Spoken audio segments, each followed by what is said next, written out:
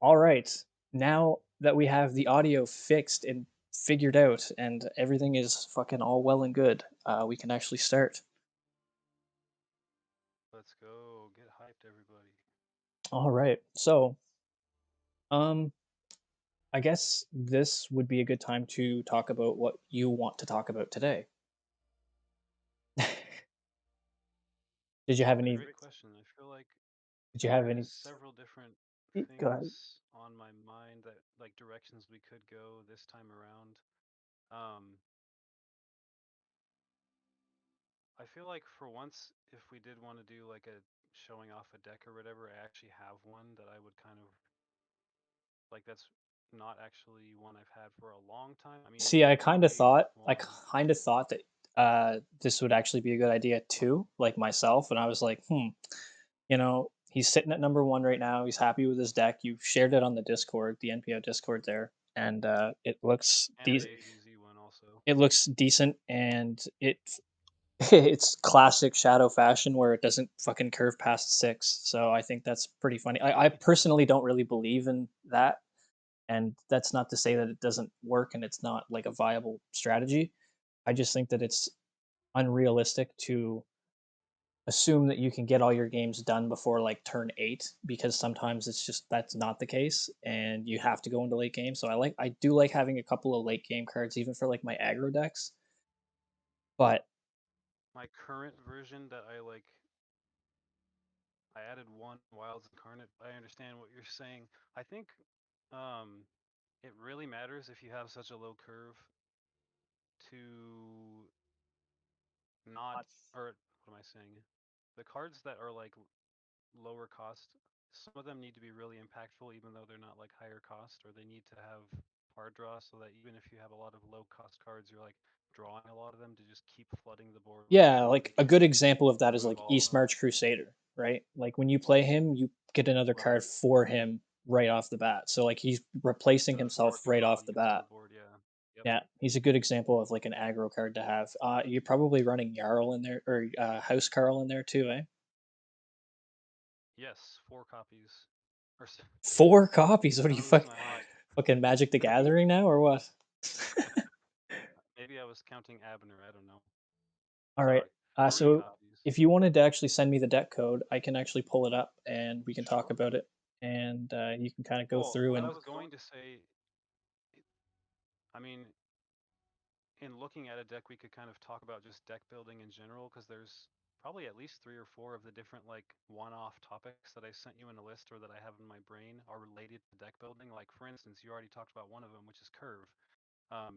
And then I don't know that there's like one magic formula, but I've heard people talk about like the ratio of how many creatures to actions or items you want to have, just oh, in general, that's all and like rubbish.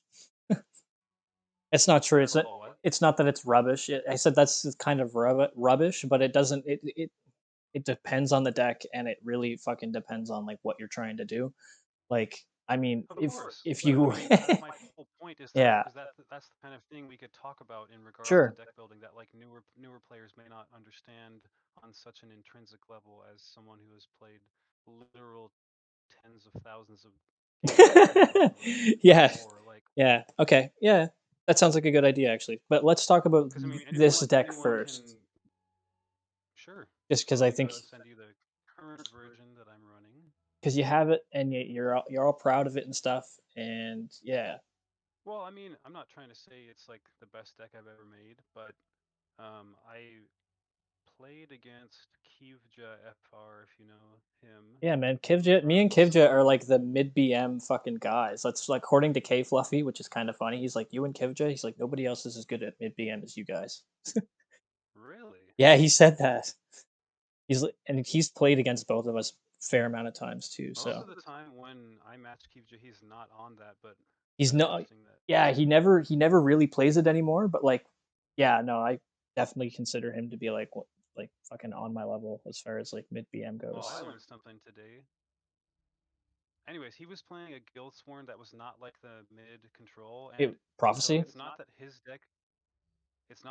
deck inspired this one, it's that it reminded me that I used to have this deck and I rebuilt it from my memory the best that I could. Is it like a prophecy guild sworn kind of deal? one that I'm playing or the one he was playing? The one that he was playing, because the one that he was playing, if No, I'm it had he was running Merrick, and then also like I don't know how many copies, but the yellow 5/3 that gives you items if you break a rune. oh, Haffinger Marauder. Yeah, along with like tokens, kind of like, and that isn't what my deck is, but it reminded me of this deck that I used to have on my old account, so that I remade it as best I could from my memory. I don't know how similar it is, but I came up with this and it was amazing on ladder. It barely lost at all, and I went straight to number one from like, I don't know, whatever I was. Yeah, no, this looks really similar to a deck that I basically did like my last minute climb like a couple seasons ago when I was in like the 400s, and I ended up finishing around like 20-ish, and I got as high as about 15 or so. And I basically played it, not this deck exactly, but a very very similar deck to Something this. similar. Yeah, it was like I had, except my top end was like Merrick, Hercene, and Onkano. And I actually think I put Well, that's Belly. the thing with these colors. I mean, Guildsworn is so strong. We've talked about this before. It's probably like the best mid Guildsworn is probably like the best deck in the game right now, or I in think I perpetuity put since. Belly G's in mine as well, and I also put Fingers in mine because like I'm weird and I fucking like to Right. actually have like a mid range and kind of removal, Do you even though you remember have the a bunch of deck? crabs and shit. Do you remember the deck that Probear used to run? Yeah. It honestly, if you look at the deck though, like he only runs like two salties and shit. It's rubbish. The deck itself is actually rubbish. I think what He happened was really was good with it, but I mean, I think what happened was he had a really good version of it, and he basically shared it with Aini and told he's like, "Yeah, I'm going to get to number one with this," and Aini was like, "No way, you're not going to get to number one with this." He got to number one with it, and then I think he started fucking changing it around. Like he started changing it up. oh, You know what okay. I mean? But like the original one that he had, it had more than two old salties in it. Like, but yeah, no, he used to run like a crab guild sworn mid range kind of deal. And yeah, so it's definitely a viable deck for sure. And For sure. this looks like a good version of it. Um, I like that you're Well, it's running insane to have defensive 22 Baruma prophecies,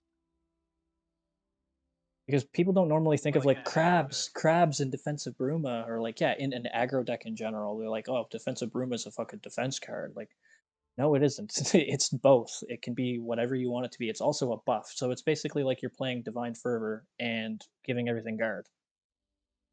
Oh, and again, like, I don't care who you are. I mean, if our listeners know anything about me, I'm one of the most aggressive players in this game, but even I know that sometimes the other person's going to have ring or be on like a hyper aggro deck and just draw the right cards to be ahead of me, no Yeah. matter if you're me or whoever, you know. Mm, no, definitely. Okay, cool. So this looks nice. I like I think in particular here the kind of tech cards that I like to talk about are the ones that I don't really particularly run myself. Um, so like Marked Man, I don't run Marked Man in this. I don't run Rebel Warden in this. So basically anything that you have that's like lower than two, I don't run. I do find it funny that you have one enraged mud crab because I've been doing that myself recently. Just Oh, instead of two? yeah, instead of two. Normally it used to be two. But another thing that I find interesting here is that you are running only two automatons. Indeed. Like I would think that you would run three because you have Orc Synergy two, right? Have Headhunters in here? No. I don't have headhunters in this. Interesting. That's another thing that I think is I've probably had a version of this deck before that does include them, but yeah, no, you have basically it's javelins and fervor instead. I was running fervor as a two of, so it was like two fervor, two headhunter, and two javelin was what I was running. I don't know what it is. It's like javelin's such a greasy card. Sometimes I hate having three of it in my deck because it feels kind of like a crutch almost. But it's I such a mean, good you fucking know your card. opponents are running it, and you Yeah. know you're gonna hit it on first rune and probably second rune. To be fair, uh, yeah, just to quote you, I think, just because they're running it doesn't mean I have to. That's very true. I think honestly in this deck I use it. I find that I'm using it almost like a silence, but it removes the creature too. Obviously, Yeah. it's still there after you silence it. Like, Yeah. and again, like if the game does go late and you you play smart and you hold on to it instead of using it the first time you want to. If they throw down like an Alien Guardian or a Lava Atronac or whatever, Yeah. it's only a five magic card. It's not like a 7, 8, 9, 10, but it can have the effect of a belly G of getting rid of something that's blocking your lethal or whatever. Speaking of silence and shit, like, oh, I also will bring up something else that I noticed that you don't run that fucking I run it in mine. Like, Fear Totem. I run Fear Totem in my Guildsworn Crab deck, and I also run. Well, I just find it interesting that you're only running one Reclaimer and one of each of the silence cards, and no Dushnika. That no Yeah, so Dushnika I is like have made particularly. several rounds of changes to this.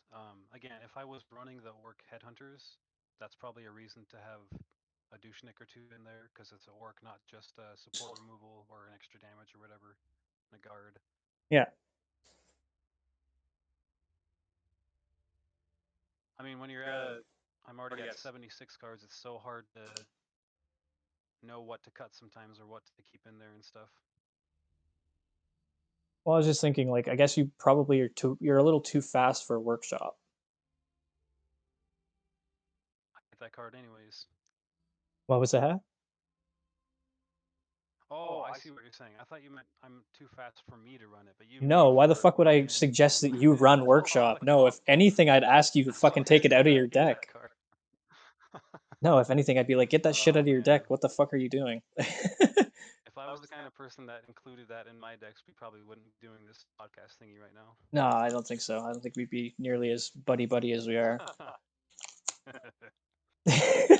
Not to fucking like shit on people that fucking play workshop, but like, holy fuck, guys, don't fucking play that card. Like, just don't do it. I've literally taken people off of my friends Small list. PP energy, to quote Buddy Ross. Brian.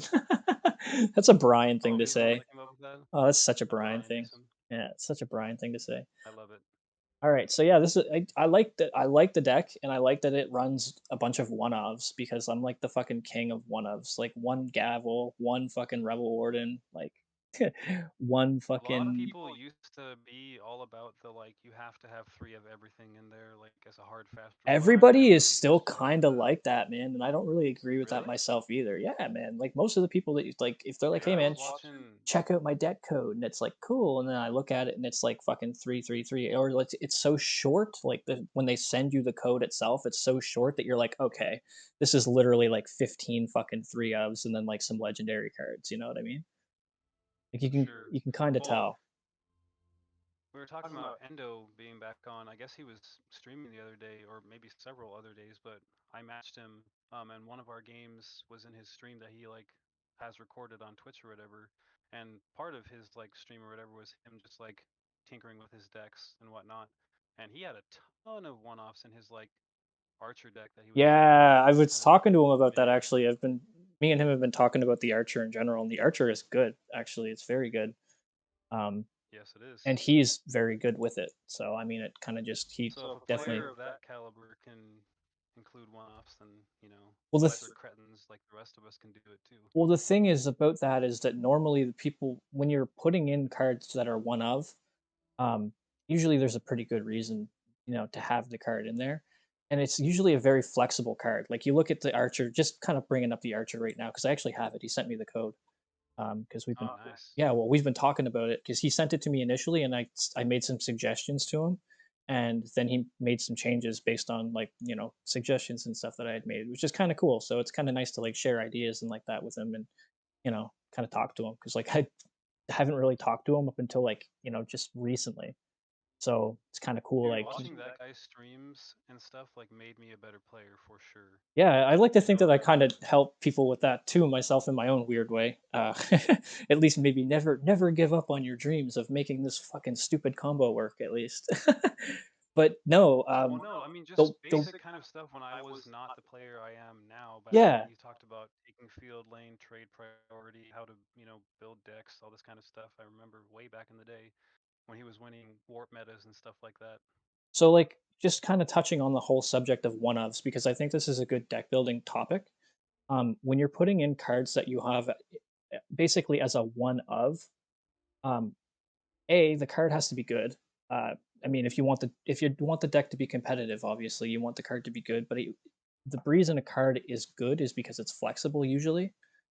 Or it's like maybe you just want to have it in there That's a for good a point. situation, right? So, like for instance, the Dagoth dagger is something that I talked to him about. He used to have two steel sims in the deck, and I was like, "Well, you run Dune Ripper." I was like, "Why don't you just change out the sim for a Dagoth dagger, and you can combo with your Dune Ripper, on Yeah, basically." he said Dune Ripper was like a new card to him in his stream, I want to say, so he probably wasn't even thinking along those lines or whatever. Oh, fuck, even cooler. But yeah, so he's also running Scourge and stuff like that for. I noticed he's got Scourge for the traders, and he's also running Jackal. So he's running Jackal and Trader in the same deck, which I've actually been doing I in. saw that. I've been doing that in my Assassin move deck, mainly because the combination of Dreamer and anything with 4 attack or more with bewildering speed on the first like two Yeah, it's turns just is. so strong. Yeah, well, you get a 5/4, and then you get a 4/5, whatever, on turn 3, which is just like the stats are It's bananas. stupid. And one of them is Stupid. growing every turn. Like every turn that you have Yep. it, it'll grow. So it's like, okay, that's a Yeah, I sweet saw little setup. Rump and Rufus playing his move assassin today a bunch. Yeah, fuck, it's making its rounds again too. It's like every so often I find somebody playing against, or I find somebody playing assassin. They start off with like, I don't know, Caravan Enforcer in like the Shadow Lane. I'm like, okay, this is going to be like Rufus's deck probably, and like 90% of the time it is like I like that he uses Root Bender. that creature that. Yeah, exactly. Do you run that in yours? No, but I didn't like when I very first made my own move assassin like last year, maybe a year and a half, 2 years. I don't know. It was a while ago. Um, that was the card that I built my very first one around, and I thought it was, Oh, okay. I thought it was pretty cool. But eventually, I was like, it sucks because it really forces you into a way of playing the deck, and I didn't like being forced into certain plays. You know what I mean? So for Hmm. terms of like flexibility, I took it out. Um, but I remember hearing Rufus say one time, he's like, you just got to trust Root Bender and, kind of just trust that it'll draw you the card that you need to draw in order to get the lethal if you don't have it. And it's like, yeah, that's exactly how you have Yeah. to play that deck and that's what I didn't like was like, kind of Yeah. the all on gambit of like whether or not I'm going to draw into the card that I need with Root Bender or not. It's like, For maybe I sure. could trade out the Root Bender for, something else like, let's say, apex predator or like giant snake or whatever, and kind of build a little differently around that, and then tech differently on the lower end because now I don't have to run all these fucking spells, right? Hmm. But anyway, that's kind of like how I went about that. But like his deck is better than my initial fucking root bender deck because he's actually tuned it up, and Yeah, over the years or whatever. yeah, he's actually tuned it quite a bit, and it's a great deck. It really is. Like I don't blame people for net decking it, but it is, I find that something that I always encourage people to do when they're net decking is instead of taking the actual deck card for card that somebody sends you, or that you're basically doing the whole copy paste thing with, look at the deck, get an idea for what you want to do, like maybe put your own spin on it, and then don't even like paste the code. Make it from scratch, like, and then kind of use the other deck as a reference. Like you don't need to use the deck exactly. You know what I mean? I feel like if For you're gonna sure. And I make. mean, you could also try to think why the person may have included the cards that they did or used the curve that they did. And I want to take a moment just to talk about, for those who may not know what curve is, if you look at the deck building screen, it shows how many cards almost in a graph, at each magic cost that you have, starting at 0, then 1, then 2, all the way through 7 plus. Um, so one of the things that I do when I build decks is I always, even if it's subconsciously, I'm thinking about my curve. And that's kind of related to like what kind of deck you want to make, what you want the deck to accomplish. Me being me, I like to make fast, aggressive, proactive decks most of the time, not all the time. So my curves are going to look usually, generally speaking, like the curve of this guild swarm we're looking at, where you have a higher amount of cards that are less magicka and a lower amount of cards the higher the magic cost that you go. Again, for those who may not know, that's what we're talking about when we say curve, when we're talking about deck building.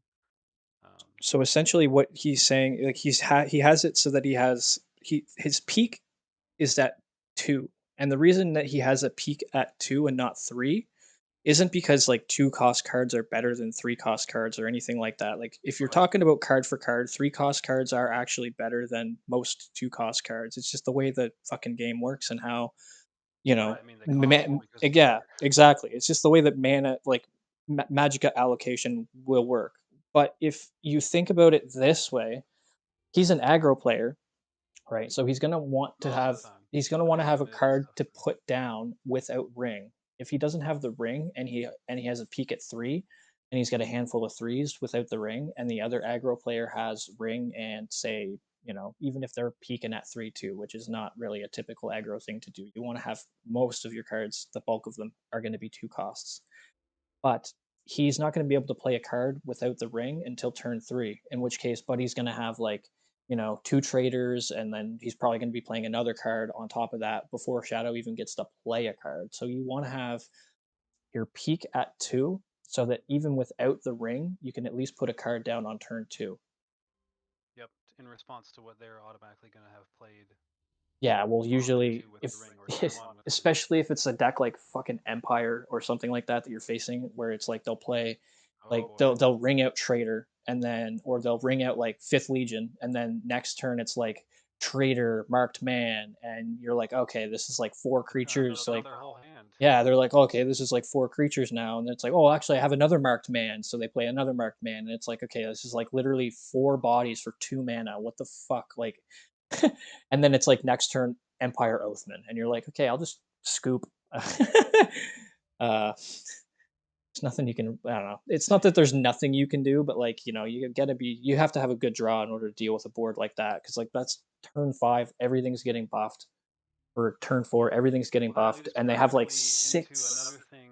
6 creatures on their board, which is like just ridiculous for turn 3. Ridiculous. That's a really good segue into another thing that some people consider, and that you should probably consider when you're making a deck, is how many prophecies do I want to include in this deck?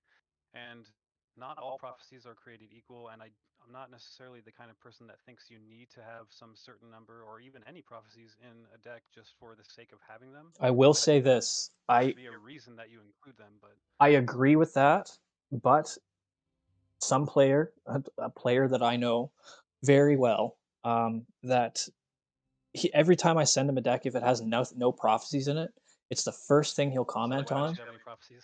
Well, it's the first thing he comments on because he's always like, it's very dangerous not to run any at all. And I know where he's coming from, and I get it, because Yeah, even just having 3 harpies in, like, fucking Nixox Assassin, for instance, like, I kind of go back and forth between what Fighters Guild recruit Nix, or like, harpies and whatever. But yeah, the point is like, even just the 3 harpies, if they weren't there, it would be a huge difference. Like, harpy in general, or just a prophecy that you have that you can fall back on, it'll save your it'll oh, I save your agree. ass more often than not.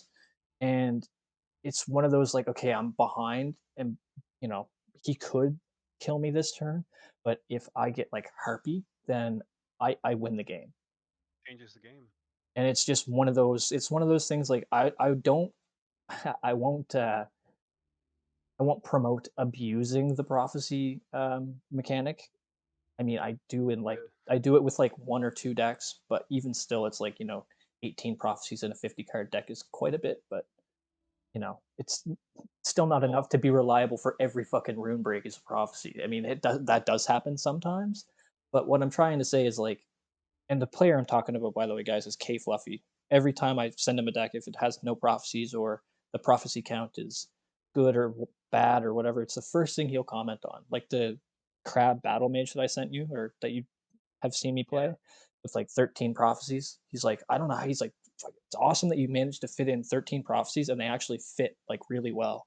I'm like, yeah, dude. Like, honestly, Well, it's and like again, nice when I'm. that's what I was saying is not that you shouldn't run them, but it's that you shouldn't run them for no reason. The ones you include should be for a reason. They should have, Yeah, if so not like synergy, then some sort of utility or purpose or like reason for being there, other than just the fact that they're any old prophecy. yeah, so like for instance, talking about the ones that I have here in the crab battle mage here.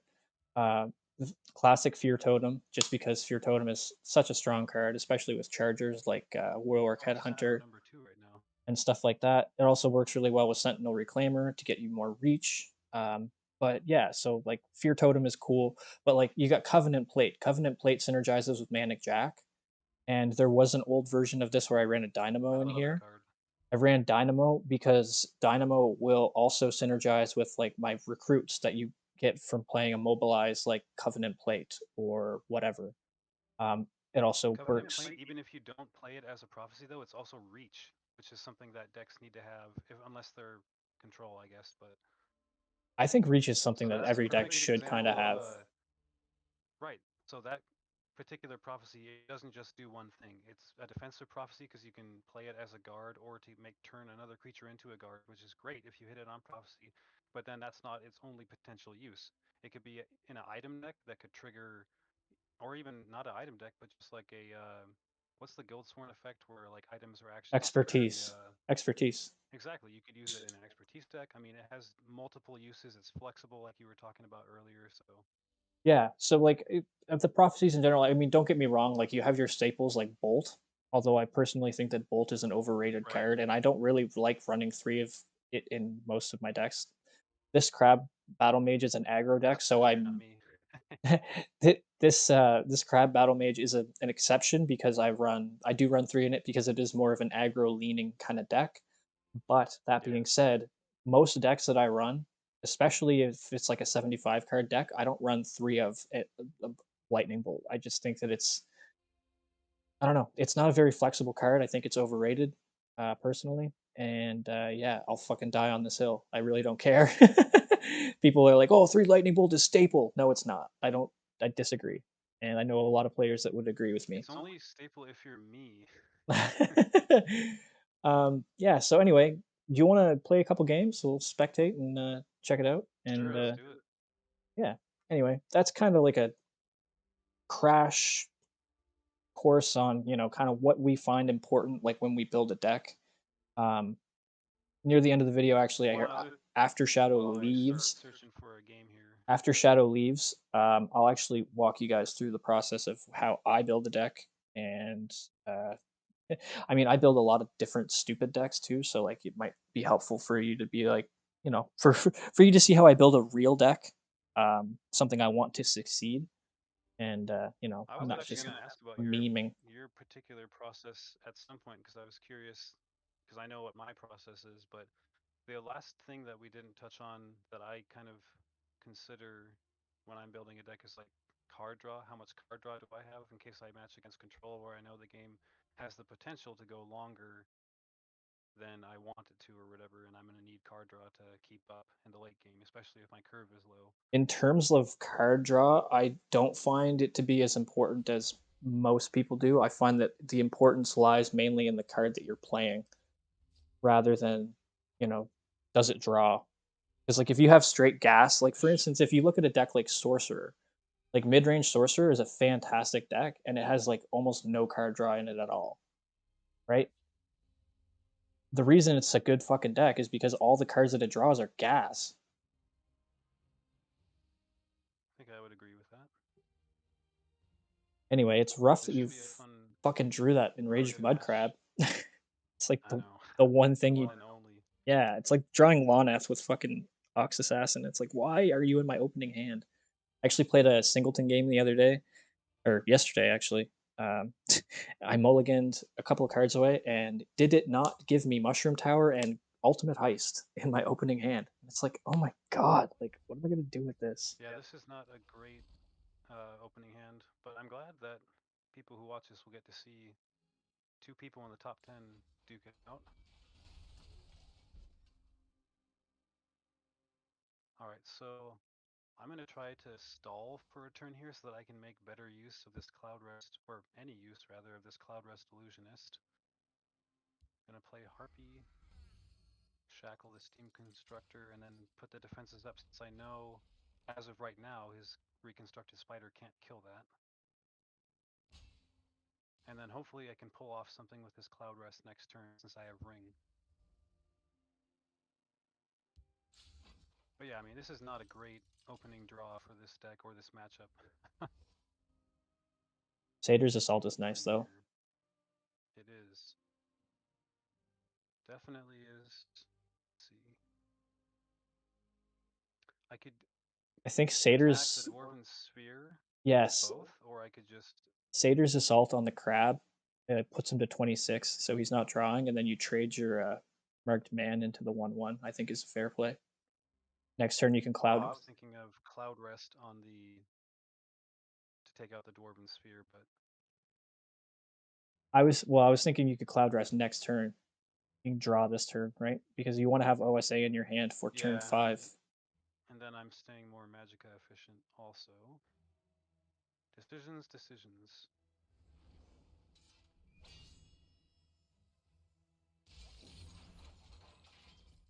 We drew a Javelin, which I would rather have on Prophecy, but we also drew an Alfiq Conjurer, which is good. Let's be fair. Let's be serious. He's not going to break a rune this turn, so he would have just drawn into it anyway. Oh, I know. I'm just saying in general. In general, you want to have prophecies hit on the rune. Doesn't matter what it is. I think Fear Totem might be the like exception. Theranos Lawman. Interesting.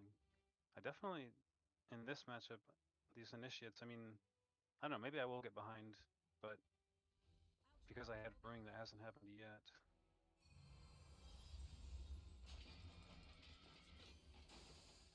Cloud Rest, Illusionist is It's to have a creature in field. it's a sneaky good card.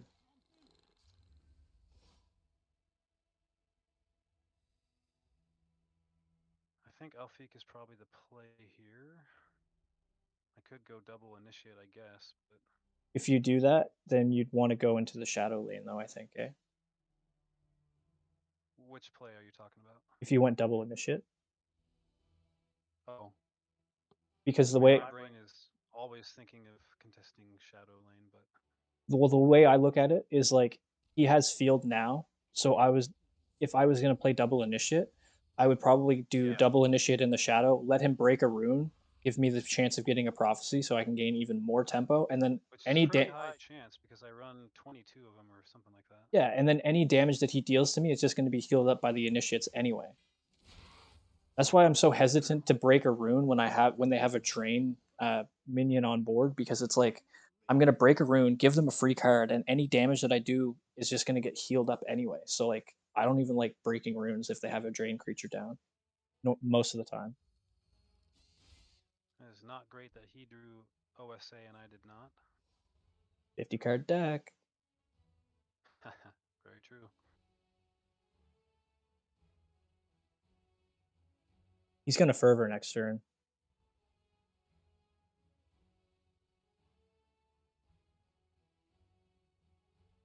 Or maybe no, it's not him that runs fervor. It's fucking Ivan. Ivan runs fervor in his. He could run Halls. Well, he definitely runs halls. But the only thing that's on board that's getting a buff from halls is that reflective.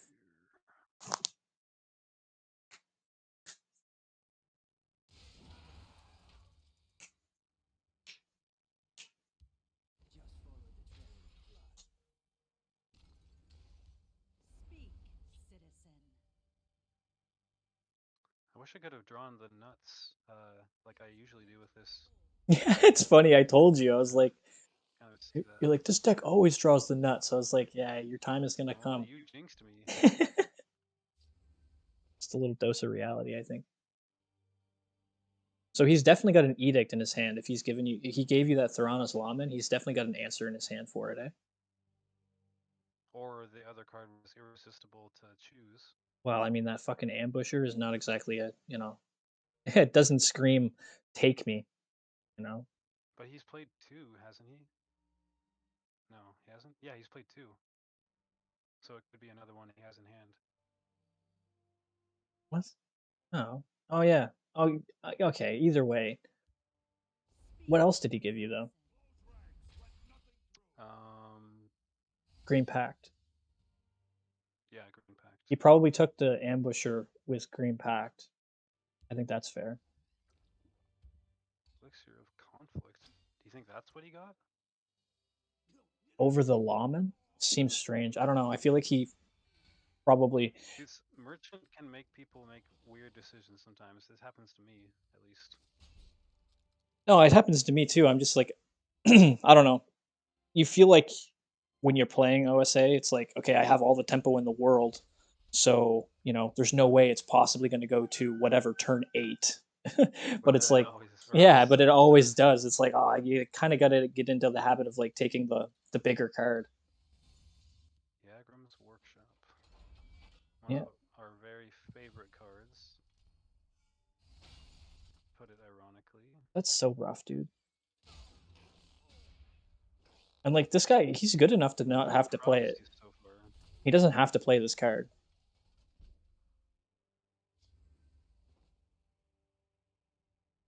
That's what I hate it when I see good players play fucking Yagram's Workshop because I don't know. Not even like no cap. Yeah. I fucking lose respect. I lose respect for them, dude. Honestly, It is what it is. couple seasons ago, I don't know like where he got the idea or whatever. I'm not gonna say it was like from me or anything, but like I used to play a or a fucking Empire Unite. Another Yagram's Workshop. Used to play an Empire Unite deck on the ladder, and he was playing an Empire Unite deck just a couple seasons ago, basically all season. Um, with like unexpected arrival and crap like that. Although his ran new era and like invasion party, and I didn't run invasion party or new era in I mine. can't believe I'm not hitting any prophecies. Yeah, it happens. It's the bad Well, that luck. was The not bad a luck. great game to Bad luck have people game. watch. Bad luck game. It's all good. Honestly, I think that's actually a great game for people to watch, and it's not to say that like I like to watch you fail or anything, but it's kind of to show people that even a great deck and great player, sometimes the luck is Can just not lose in in your this game. yes, sometimes the luck is just doesn't fucking jive with you, man, and it happens to me all the fucking time. But what do we do when we lose? Do we tilt or do we press onward and try to learn from Yeah, any mistakes or I think we any just say deficiencies in our deck? next game, honestly. I think that's not a good example of a bad game because he's playing Yagram's Workshop. He played two of them, I mean, and yeah, that deck can beat any deck if it draws, certain way. pretty much like half decent. It doesn't really need to try very hard. Yeah. Yep. Especially since he was definitely running like what? Like he probably ran ah Magnet for sure. he's probably only running Edict in that deck. So he's got 47 neutrals in his deck, which is like Maybe, I don't know. I haven't. all the targets for fucking Dynamo, all the card draw from Mechanical Allies should he choose to play it or if he had it in hand. Like it's very hard to it's very hard to contest a deck like that. When on turn 4 it's like, "Oh, now I have +6, +6/+6 and guard." Um, yeah. Anyway, it's like, I don't know, like, there are so many different, like I've played Workshop in the You played past. another game, by the way. Yeah, I'm looking for you, I can't find you. Or maybe it's because I haven't talked to you, so you're still all the way down here. You've got so many friends, Mr. Popular. Yeah. No, so I don't know. I'm not gonna lie, guys, like, I've obviously played Workshop, and that's why I know that it's such a toxic card because, like, the shit that you can pull off with Workshop is just it's unreal. It And honestly, it's it uncounterable. It's like feels like cheating. 100%. Like, I don't know, I had this Archer deck, it was, like, with Marauder Chieftain and Swift Strike, and basically just Workshop in general in that deck is just so stupid because, like, anything that you're buffing will buff the Marauder Chieftain, and you can do stupid stuff like Fear Totem and Night to Remember to get like more value out of Dynamo. Basically, it's not even a Titan deck. Crazy. It's not even a Titan deck. Yeah. It's a Dynamo deck, and absolutely it's in the forbidden section. Like I don't even. I don't even let it see the light of day. It's like, nuh-uh. Like, I don't dare accidentally, Well, like, we show went it on from actually stream. number 10 on ladder to someone in rank 2. It's still a little early in the season, so you'll get I that. guess. I mean, halfway through the month almost. Yeah, you'll get that matchup though. 15th. I love uh, Gavel. Gabble of the Ordinary. I love Gavel with cards like Steward, like Fighters Guild Steward, Oh, yeah, for sure. or if you're lucky enough to get it on Molamnir, it's always a fun time. I lost to Papito Suspiro today, who had Berserker of the Pale, And and I was way, Molamnir, way ahead. I had the game well in hand, and yeah, he played. I didn't have an answer to Berserker in Shadow Lane by himself. Um, and then he played, yeah, Mulamnir and broke through 3 times for lethal or whatever. yeah, Pretty bad, it happens but so quick. he got me. I was way ahead, dude. Like I Was he didn't know him playing? until that. What was he playing? Veteran or Crusader? I think it was maybe Dagoth or something like that, but I Interesting. can't quite remember.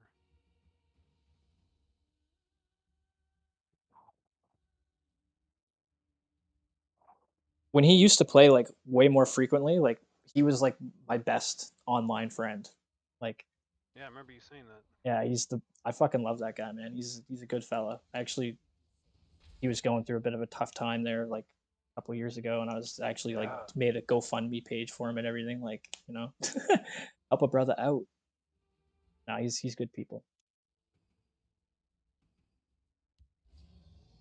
And a good player. Bog Lurcher, This is why we run Abner, so we can copy the Dushnik and then just put that thing down or you could say while playing a creature what you could also do is instead of say, just "I jabbing. see you, sir," and we can actually race it out, and you just play salties and say, "Fuck it." uh, hard to race when they've got a 9 power creature on board. I mean, it's not like he's I got mean, Swift Strike. I am tempted since it's me, but Not like he's got Swift Strike. he could have like 3 weapons to equip to it or something. I don't know what this guy runs. Plus, Realistically, I do just you? like using Abnar to copy enemies' creatures to defeat them. Is there any? Now that I'm thinking about it, is there any way that he could have had lethal next turn with that Bog Lurcher if you Probably let not. it? Well, the one way I could think of would be I like don't know if Salties would have given me lethal though. the next turn, probably. Think so? It puts 8 damage on the board. I need more than 8 because I've got 8 on the board. Or, well, if I hadn't have played Yeah, Abner. but he would have swung into And you and probably given you a prophecy or something like that, right? He would have given you last the game I didn't hit any prophecies. he would have given you the reach. If it wasn't a prophecy, he probably would have given you the reach in order to kill him. I don't know, with my luck that you say is going to turn bad. Well, See, he does have items. yeah, but none of them. Well, yeah, he just played plunder, so he probably doesn't even actually run that grappling hook. Oh, you're right. I missed the plunder. Times 2? What? He's played 2? I need to pay attention. That Prof Initiate wins the game if I wasn't already going to win, which I think I already was, but I mean, it's over with that being played for free. So now what do you do? I think I jab this, trade here for the value trade, Hmm. get some health, and now we are so solidly ahead that there is no possible way for him to come back and win this. I mean, he can't play like Red Year. Mm, no, he could set up like a guard or something like that. You could like Dushnika your fucking Abner in I've the got another whatever Juicy lane. Jab though, Yeah, but I don't. even if he does put a guard up. And Crusader's Assault gives me lethal just in the field lane. Yeah, see. Hey, you called that. You just totally called that. Yeah, but it's he would have needed to do that in tandem with like other guards and stuff in order to like actually have a chance of Because I can surviving. play Piercing Jab and Crusader's Assault.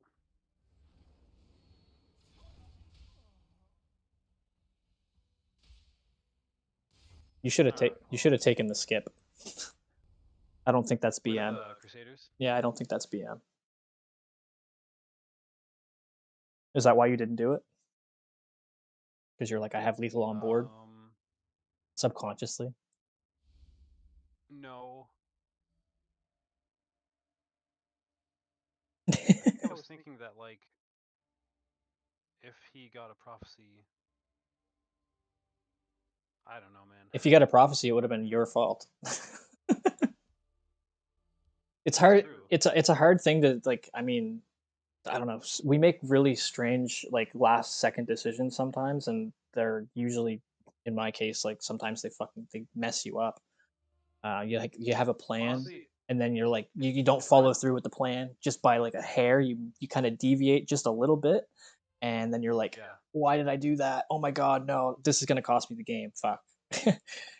well, I swear that like if I am convinced that I have the win so far in the bag that it's not possible to lose, that my brain turns off and I miss stuff like what you're just talking about. Really? I I'm in mean, another game, by the way. I guess so. I mean, I guess that's fair. I mean, I kind of do that This is sometimes a too, pretty good draw. but it really depends on. I feel honestly like this is gonna sound kind of funny, but like I have two salties and I have Fifth Legion trainer on board. Hopefully it gross. survives Oh my god. with mercenary captain. For me, the amount of try in this game usually is directly proportionate to the opponent that I'm playing. So Yeah, that's definitely a factor. like if I'm not playing against somebody that like I have lost to, or somebody that I like is like super good, like usually it's like kind of autopilot it out, see what's going on. Or if I'm playing a deck that I don't expect it to win, uh, it's funny. Like I will try hard with some decks over others. Some decks just require you to actually use your brain power too, though. That is also a thing. Speaking of using my brain power, when I see Merchant's Camel, that's not like a very typical card in certain kinds of meta GSs. I wouldn't. To Yeah, me, I don't know if that sets off any warning sirens in your brain if you see that in a deck like this, but I'm wondering now, is he running like a Unite the Houses or something crazy like that? it's Or not? probably either UTH or Singleton. I would think.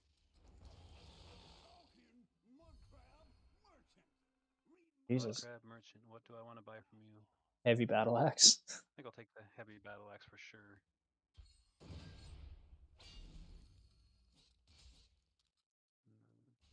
Alright, so now we got to play OSA and buff all of them up with that 5th Legion trainer, which is kind of just the goal of If he plays Night to this Remember on type that of deck. camel or rebirths it or anything, then next turn you have to kill that camel.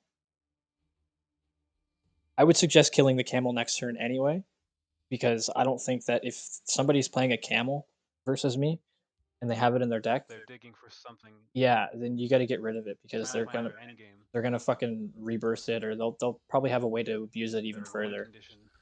Yeah, pretty much. Yeah, that How camel would you has. define, or what would you want to say about the term win condition to any of our Oh less fuck. experienced viewers? A win condition can be just about anything, but it doesn't have to be a glaring like, oh, I play this combo and I win the game.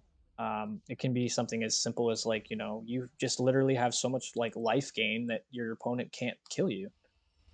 Right, Which if you which is ever what some Telvanni decks do, or if you've some ever played against a people guy on versus. the ladder, his name is Camberwick Green. Oh Uh, my gosh, I've played against him many times. yeah, as an aggro player, I'm sure you know who that guy is. Anyway, And don't forget I people don't like that think I've seen the guy swing at my face ever. ever, even one time. I don't even think once. Like maybe he probably has. I'm not probably like exaggerating here or like having like some sort of confirmation bias moment, but I don't think he basically plays a passive Empire deck with Era and whatever. Altars, Necromancer's Amulet, basically all the life gain you can possibly stuff into a fucking like 75 card deck or whatever he runs. I think he actually runs closer to like 85. But yeah, no. If you don't kill that guy before turn 12, then Good luck winning you the had better match. hope that you have like heist or something in your deck because like he's just going to gain so much health and like you sit there and he'll just sit there with a full board of creatures and like, you know, maybe he'll have like two Ebenheart like oracles or something on the board, or like even just one or none at all. And he's just sitting Wild. there draining, like gaining health for fucking nothing, just doing nothing. And you're like, okay, so yeah, he was at like, I swear I just had the guy at 6 and now he's at like 36. And like, what am I gonna do? Like, you have no cards in hand, or you're running out of cards to play, and he's got like a fucking handful of cards. You know, 7 of them have to be edict. And yeah, no. So out of the decks that usually have to survive to win, normally one doesn't think of Empire. It's mainly a Talvani win condition that basically all they have to do is Right. survive to win. Uh, and I think Nami actually said that back in a Reddit post once. Like, you know, the decks that there are some decks that honestly don't need to have a win condition at all because they just need to survive. And if they survive, they will win. And Talvani is very much a deck like that. Hmm. Like the longer the game Like a goes battle of on, attrition, right? yeah, the Yeah. longer the game goes on, the more likely the Talvani deck is to win. Except in a Especially the matchup, greedy versions. versus something like Ebenheart or Rage Warrior. But yeah, because they got rage. Yeah. But yeah, so interesting that he was playing items, eh? So he was probably looking for the camel to ditch off like spare items that he didn't want to have to like play, like Dragon Priest Mask and stuff like that. That game we got to see the potential that a deck like this has for drawing a lot of cards, which is always good if you're against something that's trying to run you out of cards. You've got your not only it's a prophecy, but it's the Guildsworn 1/2 guard or whatever that draws you a card as well for a 2 cost. Um, Apprentice, Oathman or whatever, Guildsworn Oathman. I don't know what it's called, but Guildsworn Apprentice, I think. Apprentice. Yeah, and then you've got the Eastmarch Crusader, which we talked about before, draws you a card and is a 4/2 body for 3. Great card. I drew my Wilds Incarnate that I run one copy of, but I didn't need to even play it because that game was already well in hand. But lots of card draw in this. So just to kind of put your deck Um, into oh, go ahead. contrast with something that I would run for crabs. This is actually a deck that I made when I was messing around with the whole Daedric incursion idea. Oh yeah, And it runs 3 Golden Saints and Aspect of Hercene. And I think I took out the Piercing Twilight, but it was running speaking Piercing of Invade, Twilight. I matched an Invade deck. Oh, did you? I certainly did. So this is like a bit. This is probably like the most business crab Guildsworn deck I've ever made. Business meaning try hard. Yeah, like it's like this deck is here to win. It's not here to fucking play games and mess around at all. Like Gotcha. it's here to fucking take your lunch money and leave you beaten up on the side of the road. Nice. So like my top end is like Merrick, 2 Wilds Incarnate on Kano, and like Aspect of Hercene. Like no belly G, no nothing like that. Like it's all like crab synergies, like just through and through. 2 Divine Fervors, Nice. two Piercing Javelins. I'm only running 14 prophecies in this one. Um, but the other synergies, I have like Stone Throw in here for Cloud Rest Illusionist to like kill those big bodies. I'm running 2 Defensive Bruma. Um, Okay. yeah, this one only has 2 Bolt. Funny. Running Aldora I drew a javelin, and that's so crucial for this matchup. for versus Invade. You mean? Yes, Are you running 3 Cloud Rest? I am. Might want to look into Stone Throw there, big shooter, just as a potential Big shooter. big shooter. Yeah, as a potential, even if it's not versus like invade, Stone Throw is fantastic tech, especially if you're running stuff like you have the Shining Saint and you have the Cloud Rest Illusionist, which are both fantastic That is true. cards to That's a good synergy that you're pointing out. abuse Stone Throw with, and a Stone Throw can be such a frustrating card. I've had it played against me, and it has definitely caused me frustration before. Yeah. It's like, oh, my creature with this, it's whatever. It's like, I don't know, say you have like a like lava atronach on the board, right? And they're like, Cloud Resolutionist, and you have a 5. And it's like, okay, well, you don't even have to punch through. Poetic Justice that I just killed their How, Oblivion Gate with a Valkynia's Mage how'd you get that anyway? Merchant? Mudcrab Merchant. That's funny. What did you give Choosing him? between that and Shivering Apothecary. Yeah, I see that. Watch him actually like low key be like, Use that to win the game. yeah, low key he's actually unite. R.I.P. me. It's like it's I know you actually. said you were probably going to talk No, go ahead. to uh, your audience later about your deck building process. Um, I thought I would briefly touch on just certain parts of mine, like when I when an idea takes me, or I just want to make a new deck or whatever. Um, I kind of have played this game long enough, and I'm sure you have as well, where you have this like unspoken catalog of like cards in this game that are like good and that should almost always be included in decks that use their colors, if not every single time, then like most of the time. Yeah, like Spinner and Um, Dushnika and like for red right, and cards like for green. I mean, if you're running an Gambler. aggressive deck at all, sure, gambler, but also trader, like Yeah. Mournhold trader. Um, so that's kind of like where I start. I mean, I have an idea of what I want to do with the deck. So if it's going to be like an aggro or a mid grow, I want to include a curve that lets me play out creatures early, that lets me have a chance to fight for the board if it's not like a burn deck, so I can be able to take over field lane and force them to like respond to me and react to me. Um, and then I will just kind of think about what of the cards that I know without having to think about it like are really good cards. Um, which of those does it make sense to kind of include in this? Is there any synergies there? And what are those? And does that kind of like inspire the broader theme of the deck? And if so, then I can make choices based on that as far as what else to include, or do I just want it to be a pile of good stuff that's going to just win because it's mostly really good cards, or do I want to go the route of like, oh, this was a really cool synergistic idea, um, and let that kind of more inform the cards that I want to put in or whatever. And again, one thing you mentioned earlier was like if I see someone else running something really cool that inspires me, um, I'll try to do something similar, not an exact copy and paste. Not that there's anything wrong with that, but I like to put my own spin on it and kind of like shadowify the deck, for lack of a better term. Um, Likes to throw some shade on that so if bitch. someone sends me a code or whatever, what was the last thing you said? I think I missed I said he likes to throw some shade on that bitch. it. No, I think Oh that's a man, well it was perfect because my very first name in this game was Shadows and Silence, and I like to run a lot of silence cards, and aggressive decks sometimes play in the shadow lane, so that's not why I made the name. I just thought it sounded cool, but I mean it kind of works, right? yeah, except you always go field and you never go shadow, and I don't understand that I know, I personally. know. I know why you do it, but I like I feel like there's a time and a place, and sometimes, especially with a deck like aggro as the decks that you make, you can definitely afford to give up the fucking field lane and race.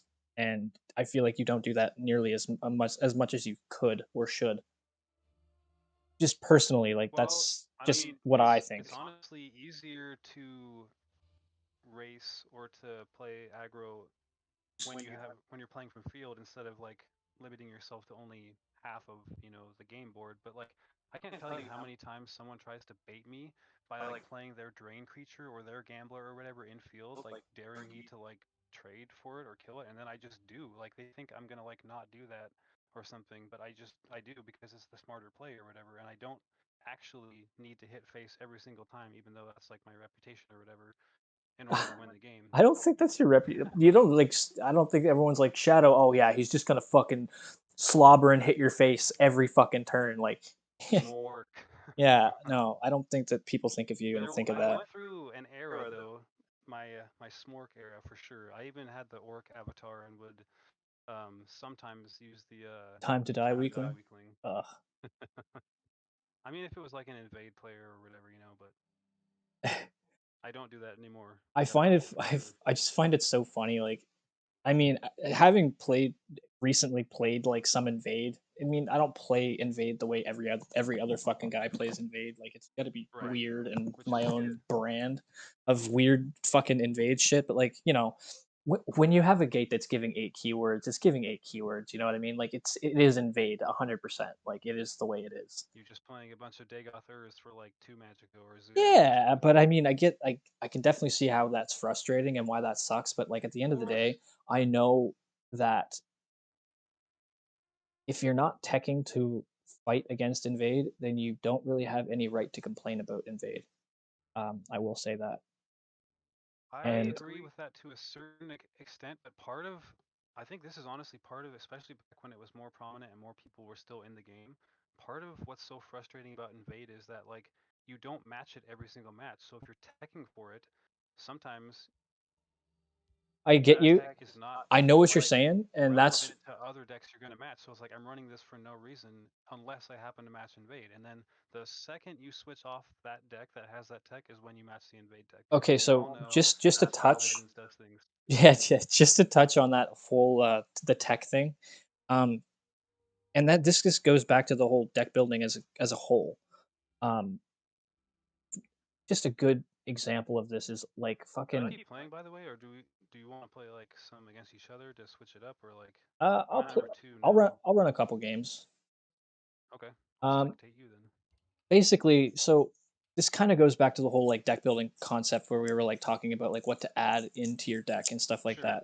that. Something I've noticed recently with K Fluffy, just using him as an example because everybody knows who K Fluffy is, and he's a very good event player and he builds very good decks.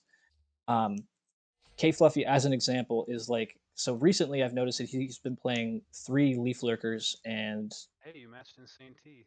yeah, took him off my friends list for playing Workshop the other day. So um, Really? oh yeah. I haven't matched him in a while. Anyway, three leaf lurkers and some sort of activator or whatever for those leaf lurkers is normally like I've noticed that he runs that in like a lot of his decks recently. And leaf lurker in general is a fantastic card. It's a 4/3 body and it also is a removal. Um, but it's like that Leaf card Lurker. will work against invade. It'll work against Alien Guardian. It'll work against. It doesn't matter what it is. It'll work against that card and it'll kill it. And that's the As kind of long as tech. it's already been hurt. Yeah, like that's the kind of tech that I'm talking about when I say like add invade tech. Like when I have invade tech, for instance, in my crab battle mage, the invade tech that I have is fear totem. And I use fear totem on my own stuff because, that's But you can normally the also use way it I on the want. gate. Yeah, but I can also use it on the gate. Like, yeah, sure, it makes the gate free, but it's like, yeah, they just invested all this fucking mana or magicka Yeah, into if this it was gate. level 12, who cares if it's free now? It's back down to level 0. Yeah, exactly. And it's just so like I don't know, little things like that I find are so important. Like I was talking to Abra, he was spectating me the other day and he was like, well, the only thing you could have is like the giants. And I was like, well, actually there's stone throw I could use cast out, I could use I love belly Cast Out. G. Like there's a bunch of different cards that I could run in order to like, tech for invade. And I was like, it's not necessarily that, I didn't whatever. I was like, I think it came boiled down to my own gameplay. I had the guy at like 16 health and I had like 14 damage on board or something like that, or 12 damage. And I was like, if I swing into him and he gets a prophecy, it's pretty much an instant loss because he had like a level 8 gate or something. So I decided that I was going to fight the gate. I didn't have any tech to bounce it. So I had to kill the gate over the course Yeah. of 2 turns, which basically put a huge halt on the aggro tempo that I had gained already. So basically what I'm saying And is lets them just play a bunch of stuff that yeah, you're not focusing on. I stopped hitting his face and threatening him and I switched over to the gate and I was like, "You know what? Hindsight, I shouldn't have did that. Hindsight, I should have just kept going face, kept on the pressure, and hopefully, Let him get lucky with his keywords. yeah, if Yeah, he doesn't get a prophecy, then he loses, right? But it's like pretty much. I didn't want to lose to a fucking prophecy like channeler or like initiate or something. You know what I mean? So that's why Or even Blast from Oblivion. I mean, doing a ton of damage to your y- best creature or whatever. yeah, I didn't want that to happen. But at the end of the day, it's like I don't know, in a matchup like that where I'm going aggro anyway, it's like you're either gonna win next turn or you're gonna lose next turn, and you gotta just kinda, play the way that you've been playing. Don't switch up your play style halfway through the game, is kind of what I'm trying to say. Like, I caught myself doing that, Yeah. and it cost me the game, but I could have beat him. I know I could have beat that guy, you know what I mean? It's not like they were doing anything special, they were just playing That's a invade. really good deck building tool to have in your toolbox is like tech cards. And I want to talk about Leaf Lurker really quick, just since we brought it up and it's in your hand also. Um, Here's a great example for any newer players what it can do. I mean, I want to talk for a second about like why it's such a better card in almost any situation that you could ever have it than like say Piercing Javelin. Same cost, right? 5 magicka. Both in the right situation can remove a creature from the board, no matter what its stats are, no matter whether it's a guard, no matter whether it's in Shadow Lane hiding or not. But the difference is You when don't you lose play any Leaf Lurker to tempo. remove a creature, you playing a creature to the board, you're developing your board. When you play Javelin anytime except from Prophecy, which most of the time, as much as we like to joke about jabs always hitting on prophecies, like most likely you're going to play it from hand. You're not developing your board at all. You're not putting a creature on that can then hit face, in addition to You're removing losing other tempo, creatures. So essentially. It's like we talked about the other day, we exactly, were talking about tempo. This is a good tempo. example of losing tempo. You lose tempo by not playing a creature that turn, right? So playing Leaf Lurker So is again, just basically having removal and a creature, so you're keeping up with the tempo and you're getting rid of something yep, that they have. It's a tempo swinging card. 100%. Kind of like Belly G. It's It not killing the creature, but it's getting it off the board. If I have to resummon my fucking whatever insert card here, chances are I'm not going to play it Yeah, again directly the next turn. Like, it doesn't matter what it is that they right. bounce. 90% of the time, if I bounce a card, I don't see that card come back down again the next turn. Like, Exactly. even if it's something Exactly. that's really good, like a Lava They go into Atronach. scramble mode. Like, Well, I think what everybody does is they try basically, and I'm guilty for it too sometimes, but they want to saturate their magicka. So they want to use all they possibly can, like all the magicka they possibly can, and it just so happens that the next turn that card doesn't jive with the other cards in his hand in order to use up all the exactly. magicka, Hmm. right? It So doesn't they let you be as magicka efficient. yeah, so So they again, play just a some tip weird combo. from us to you, any of you watching that might be newer to deck building. Those are the kind of things to think about. Like, if I want to have a certain amount of removal in this deck, do I just go with the typical Edict of Azura Piercing Javelin, or do I think about a card kind of like Leaf Lurker that gives me tempo, that develops my board, and if I play it right, if I include other tech that it has synergy with it, like curses or a rapid shot, whatever, that I'm able to just damage a creature and then remove it for like the same amount of magicka as like, a removal spell, then I'm still developing my board, I'm gaining tempo, I'm having synergy, and those are all things that make strong decks and that you should try to put into practice when you're doing your deck building. Yeah, for sure. Something I've been also kind of playing around with recently. I think a lot of my ideas that I get like nowadays, they kind of come from me playing like singleton, and I'll be playing singleton. I'll hit a funny synergy that I think is cool, and then I'll go and I'll try to like build a deck around it. So like I recently, like that. It's almost like using a different part of your brain, right? Building a singleton. yeah. So like one of the ones that I kind of incorporated into this deck that I actually called Let's Try Hard, because this is actually it is definitely a try hard. It's just a sweaty fucking deck. Let's go. Um, This one right here? yeah. Anyway, basically it was like Tazcad and Dark Rebirth and Mentor's Ring as a combo is just absolutely bananas. It's like an 18 damage Like when you already combo. have Tascad on board? Yeah, it's like an 18 damage combo for 8 mana. Something crazy like that. Wow. Because you swing with Tazcad, you rebirth it, and then you Mentor's Ring on Tazcad to give the Durzog or whatever it is charge. And Oh, yeah. right? And it only costs 8 mana to do that. And he has breakthrough, so even if they have like a little guard, like the 2-1 from you, if you already lost a trader or whatever, like Yeah. he's doing most of your damage still, anyways. I like that combo. Yeah, it's pretty nifty. Thinking outside the box. Well, it's funny because like Singleton kind of forces you to play like synergies like that, and but like you didn't even know it existed until you actually think about it and play it. Like And one that I like to use as an example is Zavara Atronach and Telvanni Catspaw. Oh yeah, I remember that. Yeah. It's like, oh look, I actually draw two because it counts as a sacrifice. Like, oh fuck, I didn't know that until I did it, and it actually ended up working. I know for a fact this guy runs workshop, so we're gonna try to basically punch his head off and not allow him It's so to funny how play workshop. often workshop has come up with us talking about it. It made me think of like a sign-off slogan kind of thing we could do at the end of our podcast episodes. You know how like news anchors will like Ron Burgundy and Anchorman or whatever will have like a sign-off or whatever. Yeah, yeah. It made me think we could be like at the end of the episode to end it, we could be like, now remember, kids, Don't run Shadow workshop. wants you to remember to never play workshop. Yeah, no, Something like that. We could fine tune it, but I like that. I think that's funny. This game? No, no, is it game? your one match is short of it definitely being game. Hey, Rhoda Uh, came online. Our dear friend Tyler Carlock. good old Tyler. God, I was talking to him yesterday. He's one of the people in my chat was like, "Man, he sounds so angry." I'm like, "Yeah, he's just like that, I guess." Oh man. I mean, if you were the best, not just Legends player in the world, but the best at everything that it's possible to do on Earth, and people didn't recognize it and acknowledge it 24/7, wouldn't you be angry? I mean, no. As long as I knew, I'm just kidding. I know. As long as I knew I was the best, that would be enough for me. I think. Me too. If anything, I have more respect for people that are like that.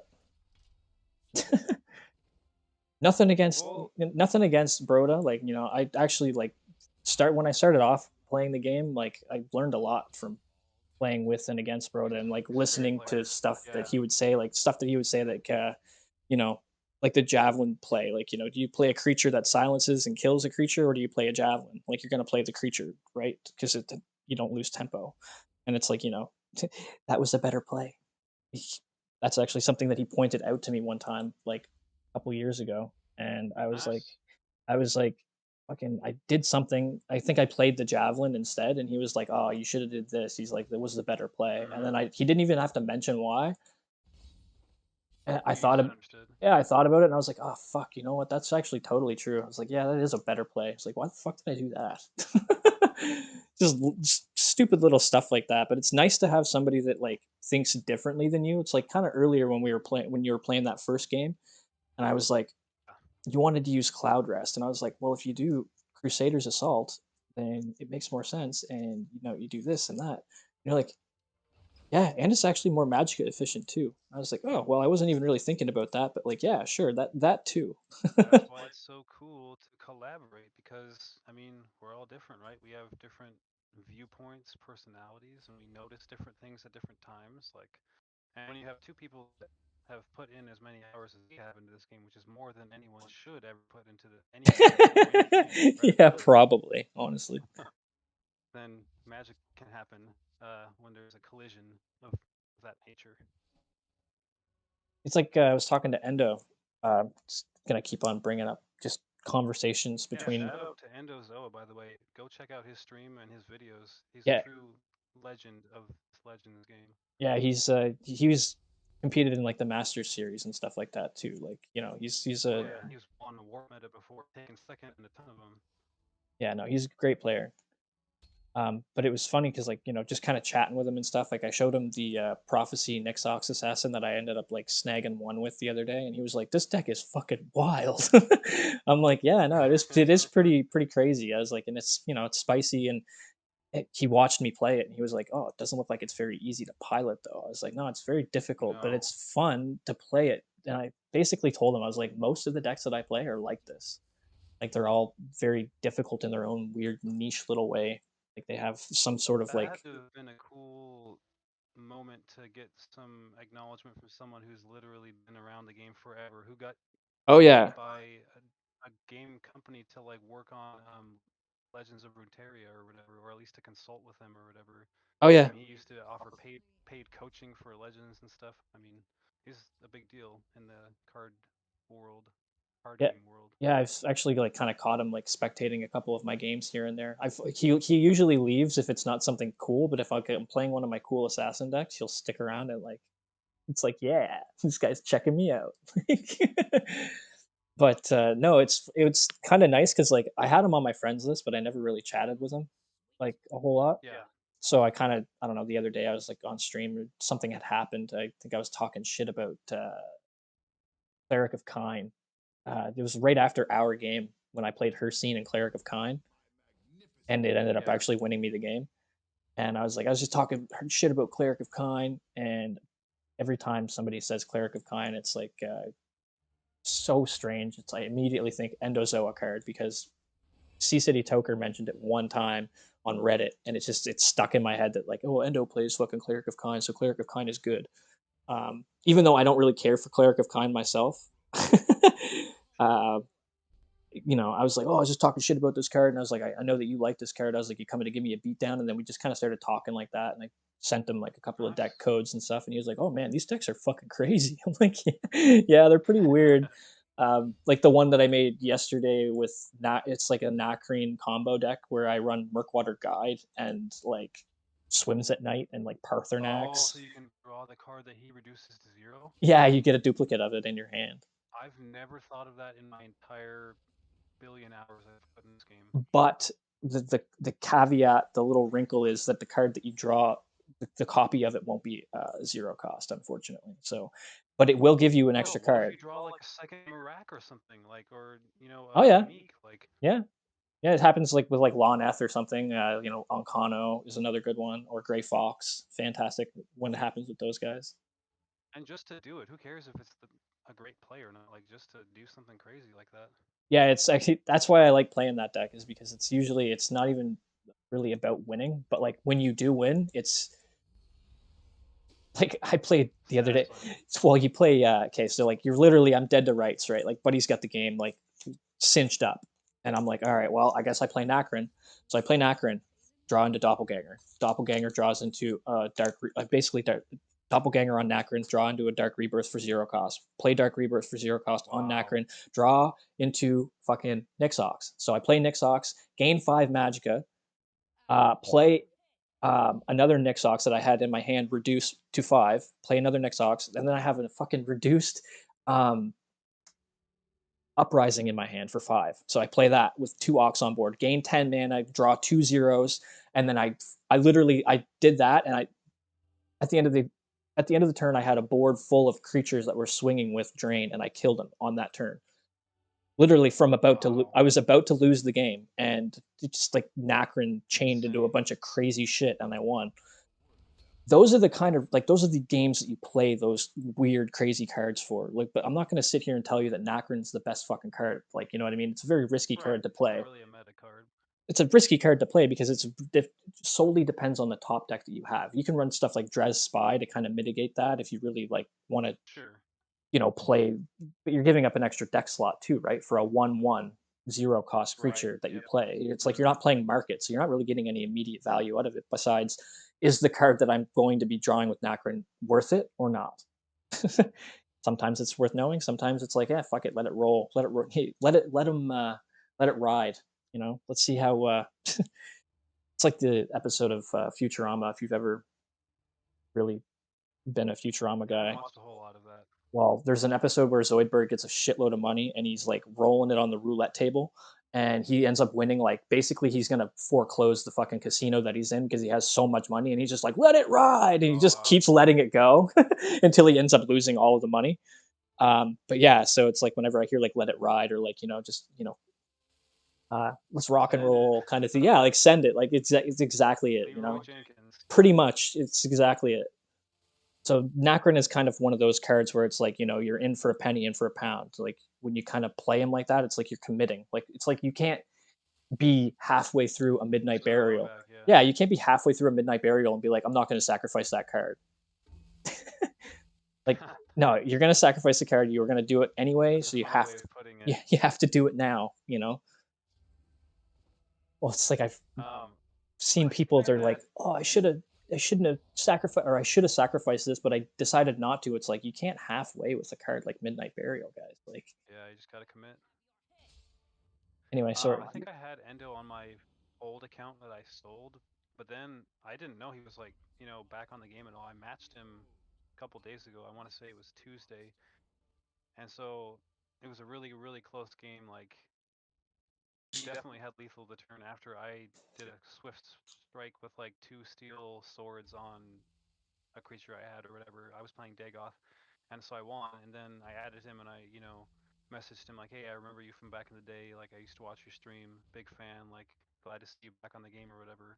And he said, GG TY or whatever. If I didn't mention, I said GG also after the game. But I ended up matching him 5 times that day in the course of like probably I Yeah, don't know 5 or 6 hours while I was at work. I won 4 of them, but like every single game was super close, super tight.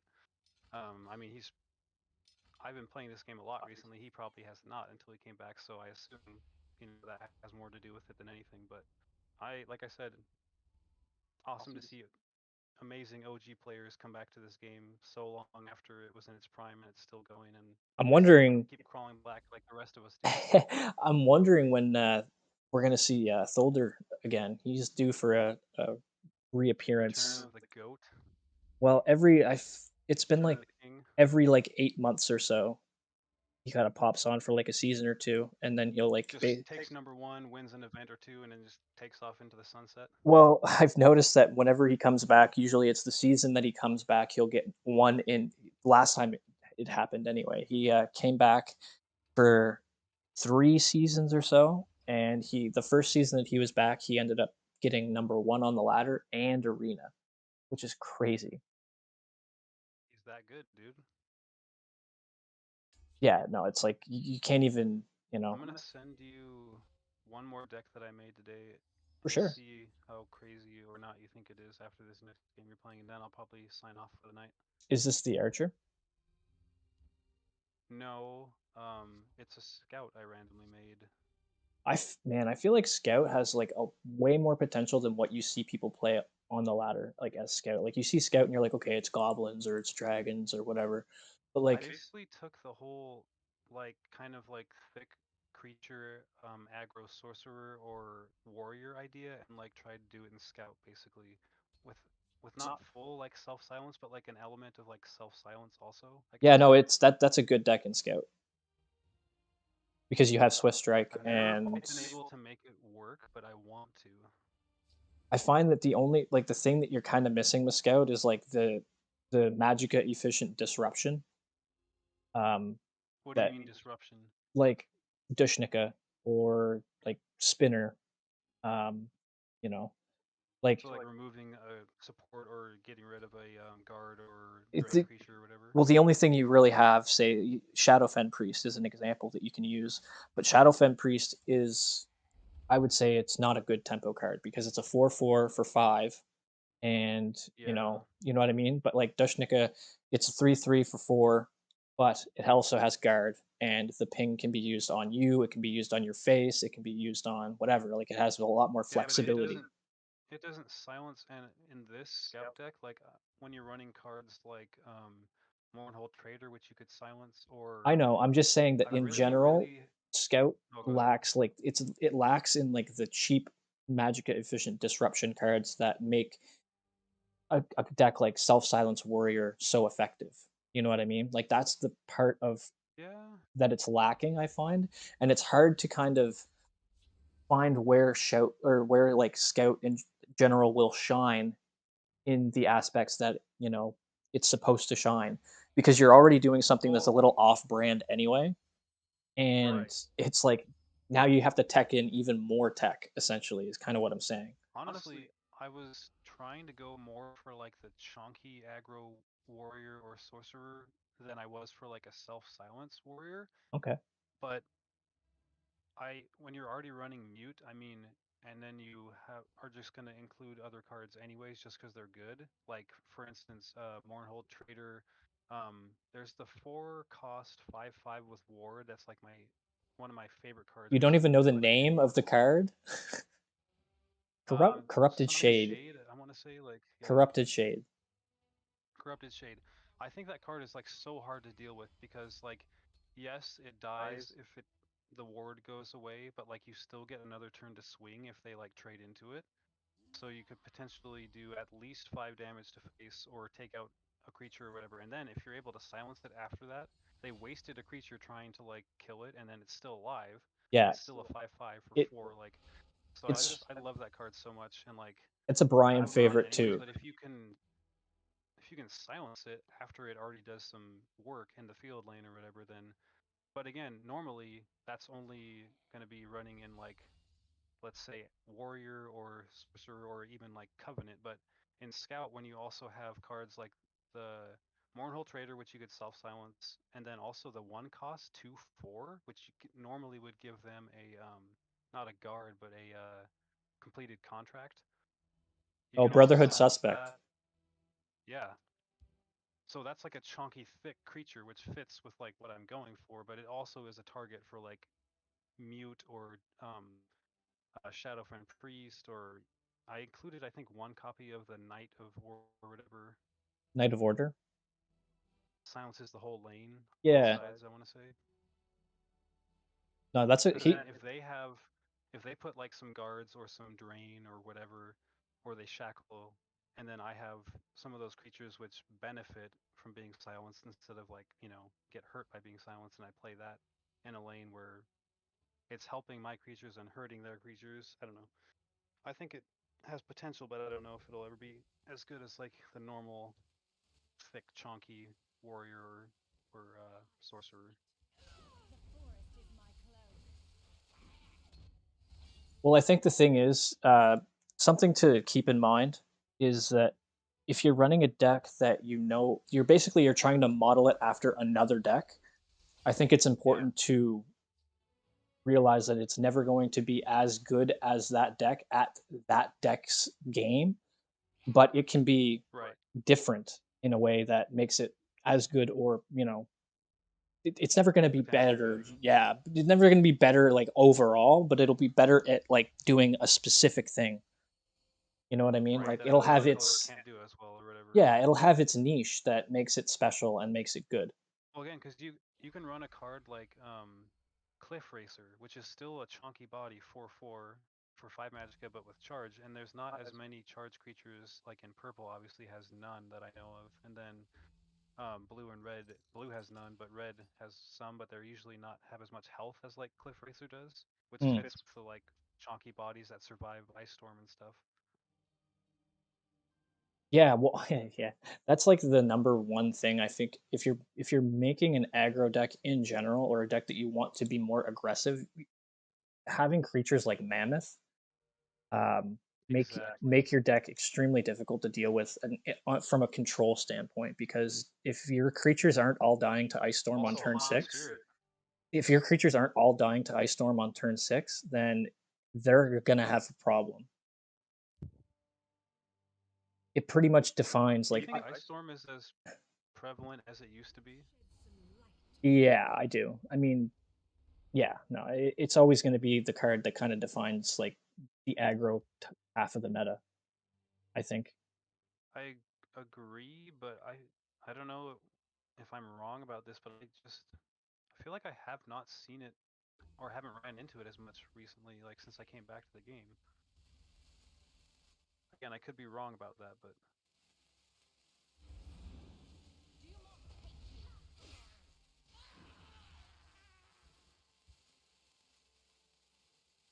I don't want to like jinx myself, but I haven't ran into that much Telbani control recently. Oh yeah, Have you been running into it a lot? no more than usual, but that's one of those things that you said it, and it's yeah, you said it, and now it's going to happen. uh, Hit Legends has this funny right way of here is messing why with you. Goblins is a very strong deck that I don't play anymore for a long time now. Just too easy to just get a win just because you happen to play goblins, not because you're any good at the game, in my opinion. But I actually like low key added this Wainier fella because I don't know, I think he emoted me sometime when he was about to win, and it kind of pissed me off. And but I also I respect the guy because every time I fucking play against the guy, he's playing something different, which is something that I do. And I, you know, Oh, okay. I recognize the hustle, real recognizes real type deal. And I don't Oh, I got respect for people that change their decks up for sure. yeah, so he could be playing invade on one deck and it's I don't even care, because I know the next time I play the guy, he's probably gonna be on some weird fucking you know, anything, right? And it's funny because I play games with the Yeah, there's guy. some people that never ever ever change from workshop or invade or goblins. That is just wild to me. But yeah, this guy, he even said to me, he's it's a lot of the decks that I make, I gain inspiration from, seeing what you're playing. And I'm just like, wow, that's really cool. Actually, I didn't know that I Yeah, had that is that really kind of cool. an impact on Is the he on way. your friends list? Yeah, I added him a couple weeks ago, and yeah, he's been a Oh, okay. super nice fella. It's just it's nice seeing, it's what you do matters. It's kind of nice feeling that way Well, yeah. I mean, because, I do try to mix it up and I try to show people that, you can do different things on the ladder. It doesn't always have to be your one tried, tested and true deck. It can be, you know, some combination of whatever or some weird thing or maybe you just want to play that combo that day or whatever. It doesn't matter, right. however you want to play legends that day is up to you. The only thing I will say is don't fucking play workshop. It's pretty much it. I really don't give a fuck what you do if as long as you're not playing workshop. Well, and I mean, it can be easy to forget sometimes that there is a community of people that play this game. Like for many or most video games, the game's no longer under development, but there is still, like there always has been, a community of people that play this game. That's not just isolated, separate players who never talk to each other, who never add each other as friends, who never form clans together, who never talk in Discord, who never make podcasts together. It's a lot of people who, don't just do that. They play the game together. They bounce ideas off each other. They send each other deck codes, and that's part of what makes the game so cool, and what Yeah, makes video games so cool, in my opinion. and something is nice to kind of point out too is when we're talking about decks and stuff that people play, and I don't know. It's important to realize too, yes, a lot of us know about the Reddit, and a lot of us, are on the Reddit, and we see the people bitching about, invade or fucking workshop or whatever. But for instance, there's a guy on my friends list. Understandably, yeah. You've definitely played against this guy, Shadow, Raddy, RADIY 50. He plays invade every now and then, but he's starting to branch out and play other decks. And he added Good for me him. because he wanted, to wanted to play against me. It's basically one of my opinion on what he was playing, and I thought that was interesting. Um, and also, cool. Thank you for asking me for makes me feel like I'm actually important and doing something right with my playing the game, I guess. But in general, it's okay, cool. And I talked to him. He's like some 56-year-old Russian fella. Like doesn't have Reddit, doesn't know a thing about Twitch or anything. So he No hasn't seen way. a stream. Yeah, man. And he main decked invade. So he doesn't know that it's this toxic fucking deck that everybody hates. To him, it's just a deck that he plays and he wins with it, so he doesn't care. There are people in this Yeah, community that don't fucking go onto Reddit and look at everything, and they don't play the game yeah. necessarily like we play the game. It, That's something I'm guilty of is not remembering that often enough because sometimes, not every time, but sometimes people that play the toxic decks, they just summon the demon inside of oh, me, dude, I get that. I get and that make for me want sure. to, emote or whatever. But um, that is a good point that people may not have the same frame of reference for this game that I have that I'm projecting onto them because I played for so long and And you have a I know community that what you a lot of talk people with love and the game. constantly Exactly, you exactly. hear the feedback right in real time. But I The mean, that's just one reason to get on the subreddit or the Facebook group or the Discord or join a clan, whatever. I mean, there's lots of other good reasons too. I mean, I recommend to anyone that watches these, this series that we're doing to join the Elder Scrolls Legends subreddit, to join the Facebook group, yeah, if you guys want to join a clan link if to you want the to. NPO Discord, just it's not. I'm not going to sit here and say that we're super active as far as like, anything TESL related is not exactly super active, but like, we're all there. And Hey, the when more people that are in there, the more it'll be active. Yeah, and like, whenever you have a spare time, you look at and see like, oh, which channel has, basically updates or if like somebody said something and I haven't actually looked at it yet. So I usually go try to go Wait, through that a before we couple start times another a day. game, Oh, I'm just gonna remind you to take a right. look at the deck I sent because I know sometimes autopilot kicks in. Yeah, yeah, no, for sure. And I was literally like, queuing up to go into another game. I knew you were. Okay, so yeah, no, but like I don't know, it's like Fluffy the other day. He was bitching about. He's like, "Fuck, I hate these 100 card decks." He's like, "I hate losing to a 100 card deck, and I hate people playing 100 card decks and blah blah blah." And I was just like, "Man, But maybe honestly, they don't know any better. I Like, was like, man, at least they're fucking playing. At least it's not Invade or Workshop or whatever the hell making a else. game. Yeah, they're You making know." it so that we don't have to wait a long time to find a game. Yeah, and I think that it's important to kind of like keep that in mind too. Is like, guys, we basically have a game that has an active player base, and like, yeah, sure, half of them are playing the decks that you don't like to play against on the ladder. I know I myself have opinions about a lot of not even just the decks, but like a lot of cards in general that I think all we need is one big nerf, and the game is like perfect. That would solve everything, But at the end of the or day, most we don't things. have that and we're not going to get it and it's fine. Just suck it up and deal with it. Like I'm still kind of coming to terms with dealing with that myself, but at the end of the day, it's like, these toxic decks and shit that you play against and that you encounter on the ladder, it sucks, sure. It only really sucks when they're assholes like Fingalfine and they sit there and they fucking spam emote you with a god hand and fucking play invade like literally nothing but like the meta cancer. It's like the guy literally went on fucking Reddit and was like, "What are the most hated decks?" and only plays those fucking decks, man. And he emotes every day. I hate that guy. Anyway, The best response to that is just to beat players like that. I, To be j- the bigger I person that's why I have and not every do what they do and that's, not emote a ton of times. that's why I have everybody muted mostly, usually anyway, because it's just better for my mental health. But anyway, kind of going That's back, fair. You got to do what you got to do to not tilt, right? yeah. Speaking on the topic though, it's just like we have these people that play these decks and it sucks. But at the end of the day, we have a game to play because of the player base in general. So it's a bit of That's a good a point. catch 22. Uh, but it's better to have than to not have it all, I think. Even if you have to kind of Oh, that's not. There's no discussion there. I agree 100%. yeah, like I mean, as much as I bitch about the fucking game and bitch about cards and other stuff, like it's that is something that I have to remind myself every now and then. It's like, it's better that we have it and I could have nothing to bitch about. For instance, but it's like I love this game and I fucking play it all the Well, then time. you'd be So bitching about not having the game to play, yeah, I'd be like, fuck, it sucks that that which game is doesn't a fucking, more valid like gripe. yeah. So I mean, you got to kind of have to take things in stride and take things with a grain of salt and step back and look at the bigger picture sometimes, which like I said, I don't always do that, but at the end of the day, if I'm thinking like a logical, rational human being, like, you know, You? the end of the day, the game could just not be a thing and that would be the only real alternative. Um but yeah, like it's important to kind of keep that in mind. Also, this deck looks good. It looks almost like you're going for like a more of a purple build actually, which I think is kind of funny.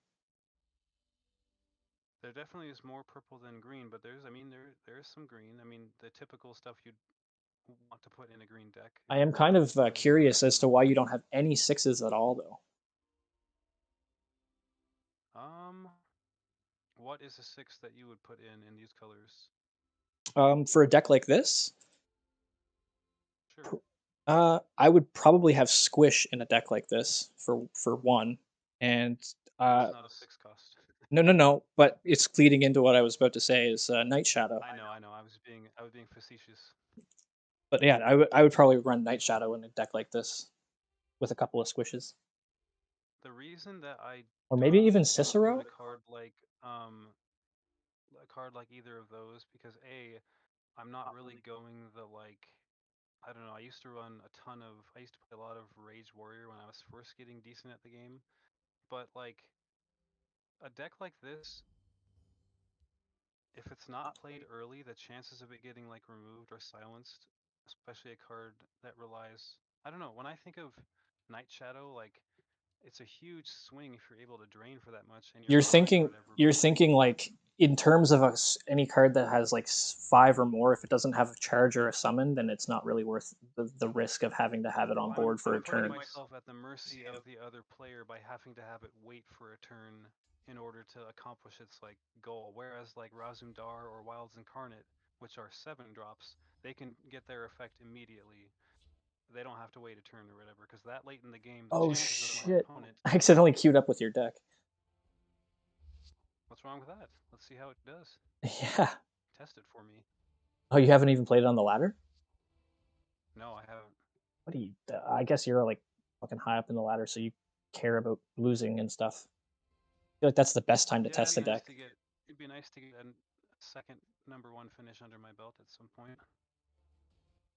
Oh, it's incarnate. Okay, we'll get rid of that. Keep the This dreamer. is actually a really cool like thing we could do sometimes that you discovered on accident, like send an untested deck to the other person and have them play on ladder just for shiggles and gits. Well, I mean, I feel like I'll be the guinea pig for that most of the time because I'll play fucking anything on this line. I don't care, man. It doesn't bother me one bit, win or lose. Oh, I'm not always like at #1 or 2 and unwilling to risk my position. I feel like you should Because we just be. play I against each other too, feel like obviously. you should just be willing to risk your position anyway, man. YOLO. Play whatever you want, whenever you want, and don't let anybody tell you otherwise. Well, I mean, I guess in term, I it's guess one of the the way you're it's one doing, of the it's way you're maybe the only goal I have left in this game is to get a second like #1 finish, so I have more than one. But I guess that's fair. And also by doing whatever it is you're doing now and not listening to me, you're kind of doing what I just said. And don't let anybody else tell you how to fucking play the game. You don't have to that's play fair. the game like a fucking maniac like I am. You know. Well, that's why it's cool that again we're collaborating because we're very different people, but we're both good at this game and have played a lot of it and know what we're talking about when it comes to it. So, Yeah, this looks like it's going to be hard to deal with if he doesn't have a removal for that. right?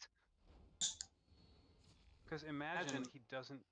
I mean, it's not great for him anyways to play Javelin there, but like, I mean, we've already talked about it, but like, if someone wastes a creature to like take out the ward on that, even if you don't have a way to silence it, you can still swing again for 5 more damage to the face, Hear me and out. you didn't even have to like A, trade. They did. a good tech for this If you deck. have Shadowfin, A good tech for this deck. what'd you say?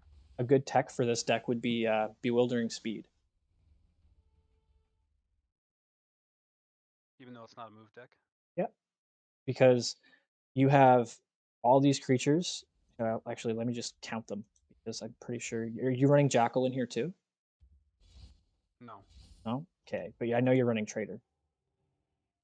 Well, yeah, because I mean, imagine muting Trader like, Okay, well you have Dreamer in here and too. then one of their creatures. Yeah, so you have three Dreamers, three Saviors too. Three Dreamer, three Savior. You're not running any Consume for I Dromathra love though. Savior, by the way. I feel like these days I run Savior more than anyone. And the person who I remember was a big fan of that back in the day was Gumchu, actually, that I remember talking about that card on Reddit. Um, He said it was best offering 2 drop in the game. why do you run Dromathra in here? I've started running that in my purple decks instead of the 2/3 guard and drain vampire. Oh, Barrow Stock. The reason is I realized there's not that many times that I'm going to have it in hand where I don't already have a creature in my discard pile. And so it's basically a 3/3 that can drain. And then if you have multiple, you can drain multiple times and they gain more health and stuff. It's obviously is better in consume, but like in general, it's just a beast of a card. I Like think that should a be a. 3/3 for 2 magicka and I it think drains or it gives you a health. Like I think that should be an Alvelothy assassin personally. I love Aldvala the Assassin, but again, I was going for the chonkier like stats. Although that does rally other creatures, but it's such a target for like execute, whereas Perfect. Dro Marathra is not. Well, no, but you're. I mean, it's like the same But kind I of can't tell you argument. how many times I've had Aldvalathi get like turned into a sweet roll or executed I'd or rather have it something. happen to Alvelothy than my fucking Dreamer, though. You know what I mean? Like you're taking the target off of one card and putting it on another. Really, at the end of the day. Yeah, but it can't. Those cards don't work on Dro Marathra because it has 3 attack. Yeah, but I'm saying like, okay, so now you So you're what I'm saying here is like your fodder for whatever isn't going to be Velothi, it's going to be Dreamer and Suspect, I guess. But they're not going to do anything suspect. They usually want to get the contract. But my point is like I'd rather them have another lightning rod. Like I don't know, instead of just having the Dreamer, which is honestly it hurts way more to me if they're gonna fucking turn my Dreamer into a sweet roll than something like an Alp Veloci that I only expect to have like one rally under its belt before it dies anyway, which is Wait, hold usually on. Are you saying instead of Dreamer I should run All Velothi or instead of Reaper? I'm saying instead of Reaper because it synergizes as well as it also takes away some of the heat from Dreamer. You know what I mean? For cards like fucking the Oh, okay. I the see what you're Baker saying. and stuff like that. So it's like having See, other this is one of targets. the only this is one of the only purple decks I make that does not have at least two copies of Old Velothi because I love that card. It's funny that you don't have Fantastic Stalker card. or Velothi because those are probably the two best two drops in purple. Stalker. Well, Oh, actually, Barrow Stalker. yeah, Barrett. Well, actually, that's not true because Skin Hound is probably the best two drop in purple, hands down. I think actually. Offering, I agree with Gumshoe that Dragon Tail Savior Offering is the best two drop. Like Uh, sure. Yeah. I mean, it's basically it's just that three. card and Dro Marathra Reaper can both be 3/3 for two Magicka. Yeah, which is The decent. other cards you're talking about cannot. I'm just saying But that again, I'm going for like a chonky version. If I was going for like a different version, maybe I wouldn't have, gone that route or whatever. I just think that if you're gonna run Dromathra, I don't see an issue with running something like I don't know, you have Gambler. Like I would run maybe a Croc or something like instead of like that Windkeep spell sword. To consume, so you get the full value out of it. Yeah, Croc is a prophecy too, man. You have no I don't prophecies in here. disagree. Like I said, I made this today, have not played it I, or changed anything about it or tested it or anything. yeah, these are just suggestions too. Like you don't have to take my fucking word for it, but like I think that having something even as simple as Good Croc, suggestions. something as simple as Croc, like especially whereas that these colors in general lack card draw, I find. Um, Which is why I have at the top, Wilds Incarnate, Razumdar, stuff like that, and then obviously Gambler. But even Shadow Shift kind of is card draw, but kind of not. So here, I'm going to tech the deck the way I think or the way that I would. Sure, I'm just going to make a couple changes to it, just real quick. do Um, it, and then that'd be a cool thing for people to see. I think like how our brains work differently on the same kind of premise, I guess. so three shadow And shifts. then Are we can you? sign off after that. Yeah. Are you sold on three shadow shifts? Not necessarily no, Okay, so we'll do two and two then. but you can make your own version, and it doesn't. I don't have to be sold on. Well, I know, but I'm just saying it's something I'd like to send back to you, and then you can kind of work on that. And be like, oh, like, yeah, okay, fair enough. Like, I see Do where you you're. think it has potential? It sounded like though Oh, dude, for to be sure. actually pretty good. Oh yeah, for sure, 100%. I don't remember how we won last game, but buddy just kind of quit out, didn't he? He's like, fuck this, I'm not dealing with Well, this yeah, because shit. you stacked the board with all these monsters. Like, Yeah, he was like, fuck this, I'm out. Which is like, fair enough, I I guess. mean, like against a deck like this, if you don't bring your big boy pants, like it's gonna get out of hand real quick. Like,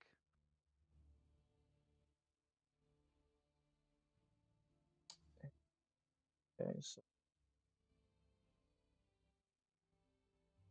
I can't tell you how much the typical like old school aggro warrior and sorcerer that everyone has like seen over the years that I've ran so many times, so many versions of, would love a card like Cliff Racer that this deck has access to. well, yeah, because you only have what Headhunter or Vigilante, I guess, for those. Right, Like, but Headhunter requires a hmm condition in order to proc, and then I know. Vigilante has one health, so it dies Yeah, so easy. But Cliff Racer's a problem. Like, they may not be able to remove it even after it already does 4 damage to face. Like, yeah, no, Racer is definitely a huge plus for like any aggro deck because it's just for 4/4 for.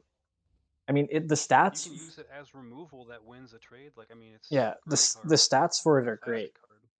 but the great part about it lies in its HP. Basically, is what Yeah, I more than the agree. power or attack for sure. I agree. any red card can do 4 damage, but like to also have 4 health.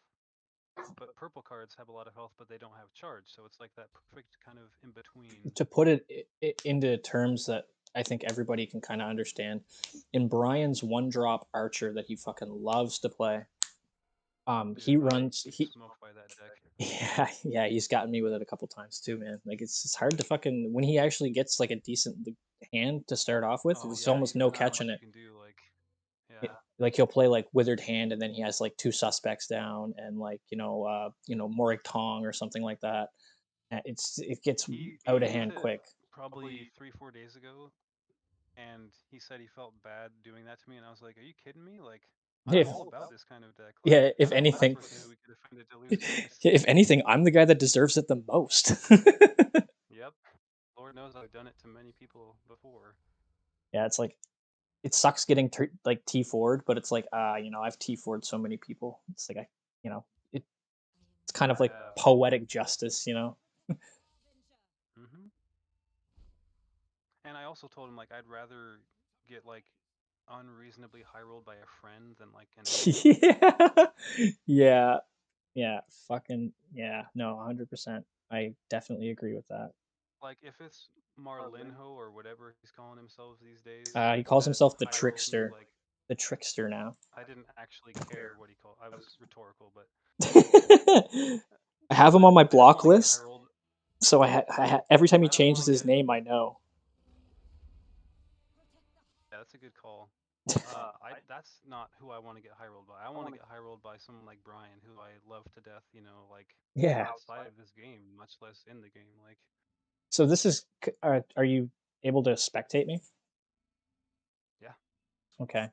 So this is why but I. I will actually get off after this game probably. Yeah, I just wanted to show you why I was talking about bewildering speed there, because it's gonna come up like right now. Um. Oh, I was just waiting for you to like send me the code of the one you made or whatever. Oh yeah, I can do that. Sorry. Trust me, I know how good this card is, but I wasn't thinking like move, I guess, so I didn't incur. It's funny because like And again, like the it's such a, it's when I almost go ahead.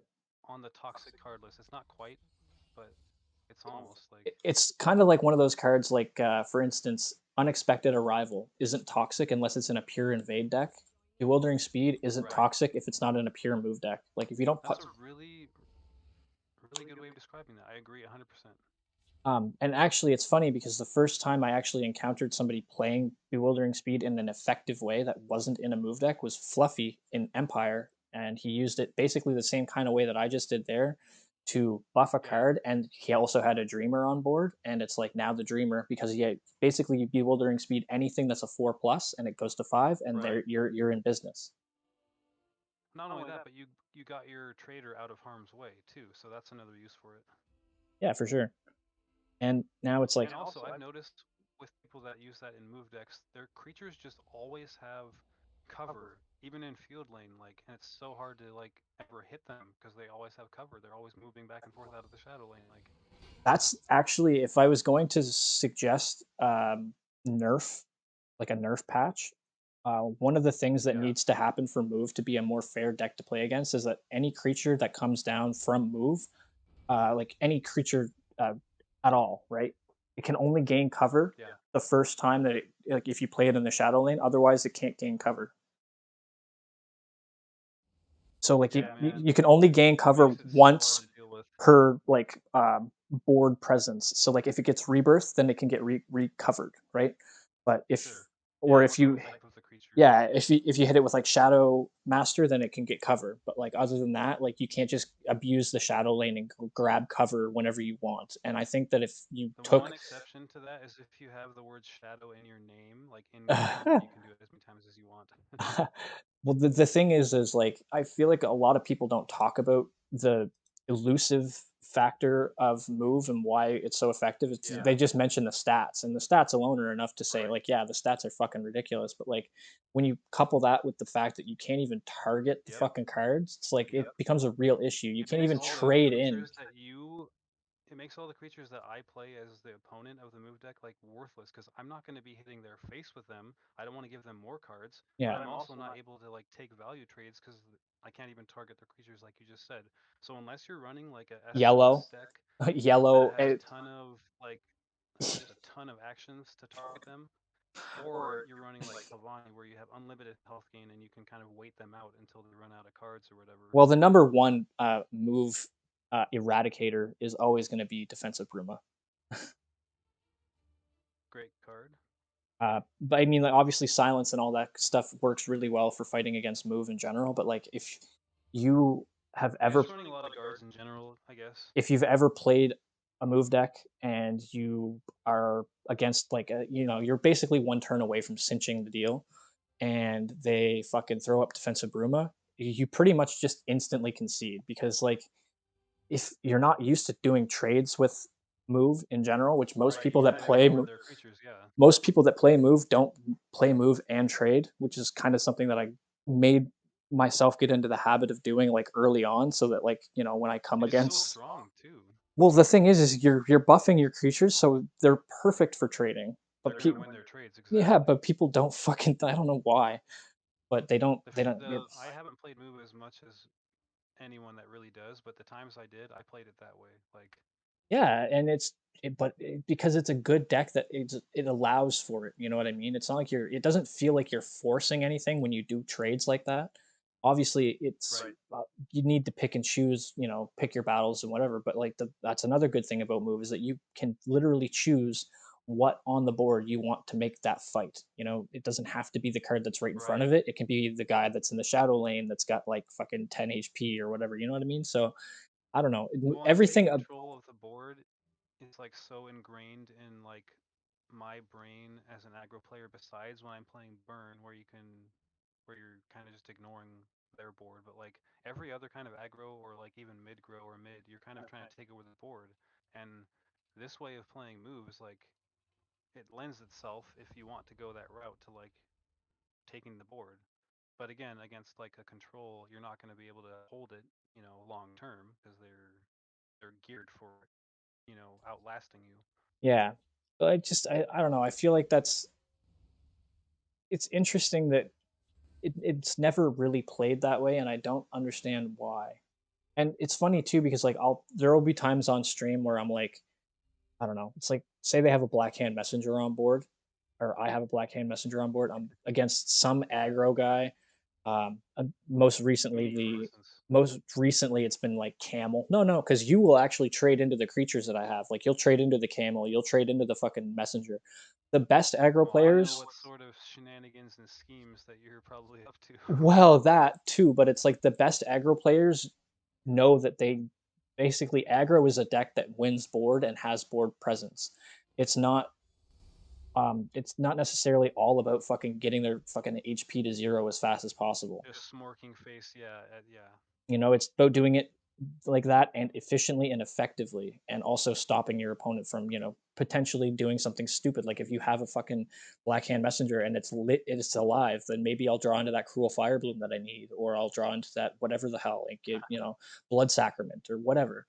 Um, but I felt Well, it's very easy to same point out thing. the good aggro players on the ladder because the good aggro players will trade and the bad ones don't trade at all.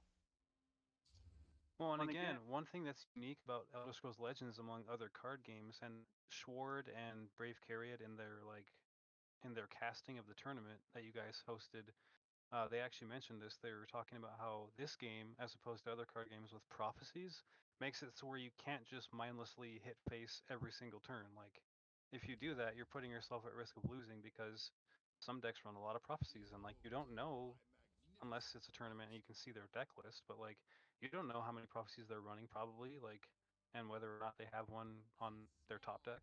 Although there is that one card that tells you, which is kind of a cool card, but Farsighted Nereid. no, it's Oh, the the blind Blind moth Moth priest Priest. guy or whatever. Yeah, Yeah, yeah. that card should be played more. It's funny because like that card's actually like it's one of those cards that you're like, oh, it's decent, it's okay on the ladder, but it's Right. fucking ridiculously good in arena because most games in arena are very much so won or lost off of that one particular prophecy draw that you might have gotten, or your opponent might have gotten. And it's Yeah, just, because it's such a more limited like kind of yeah, exactly. game type. But yeah, no, like Blind Moth Priest is a funny card to mention, and it's funny tech. And I actually think there's only one person I can think of off the top of my head that runs it on the ladder. And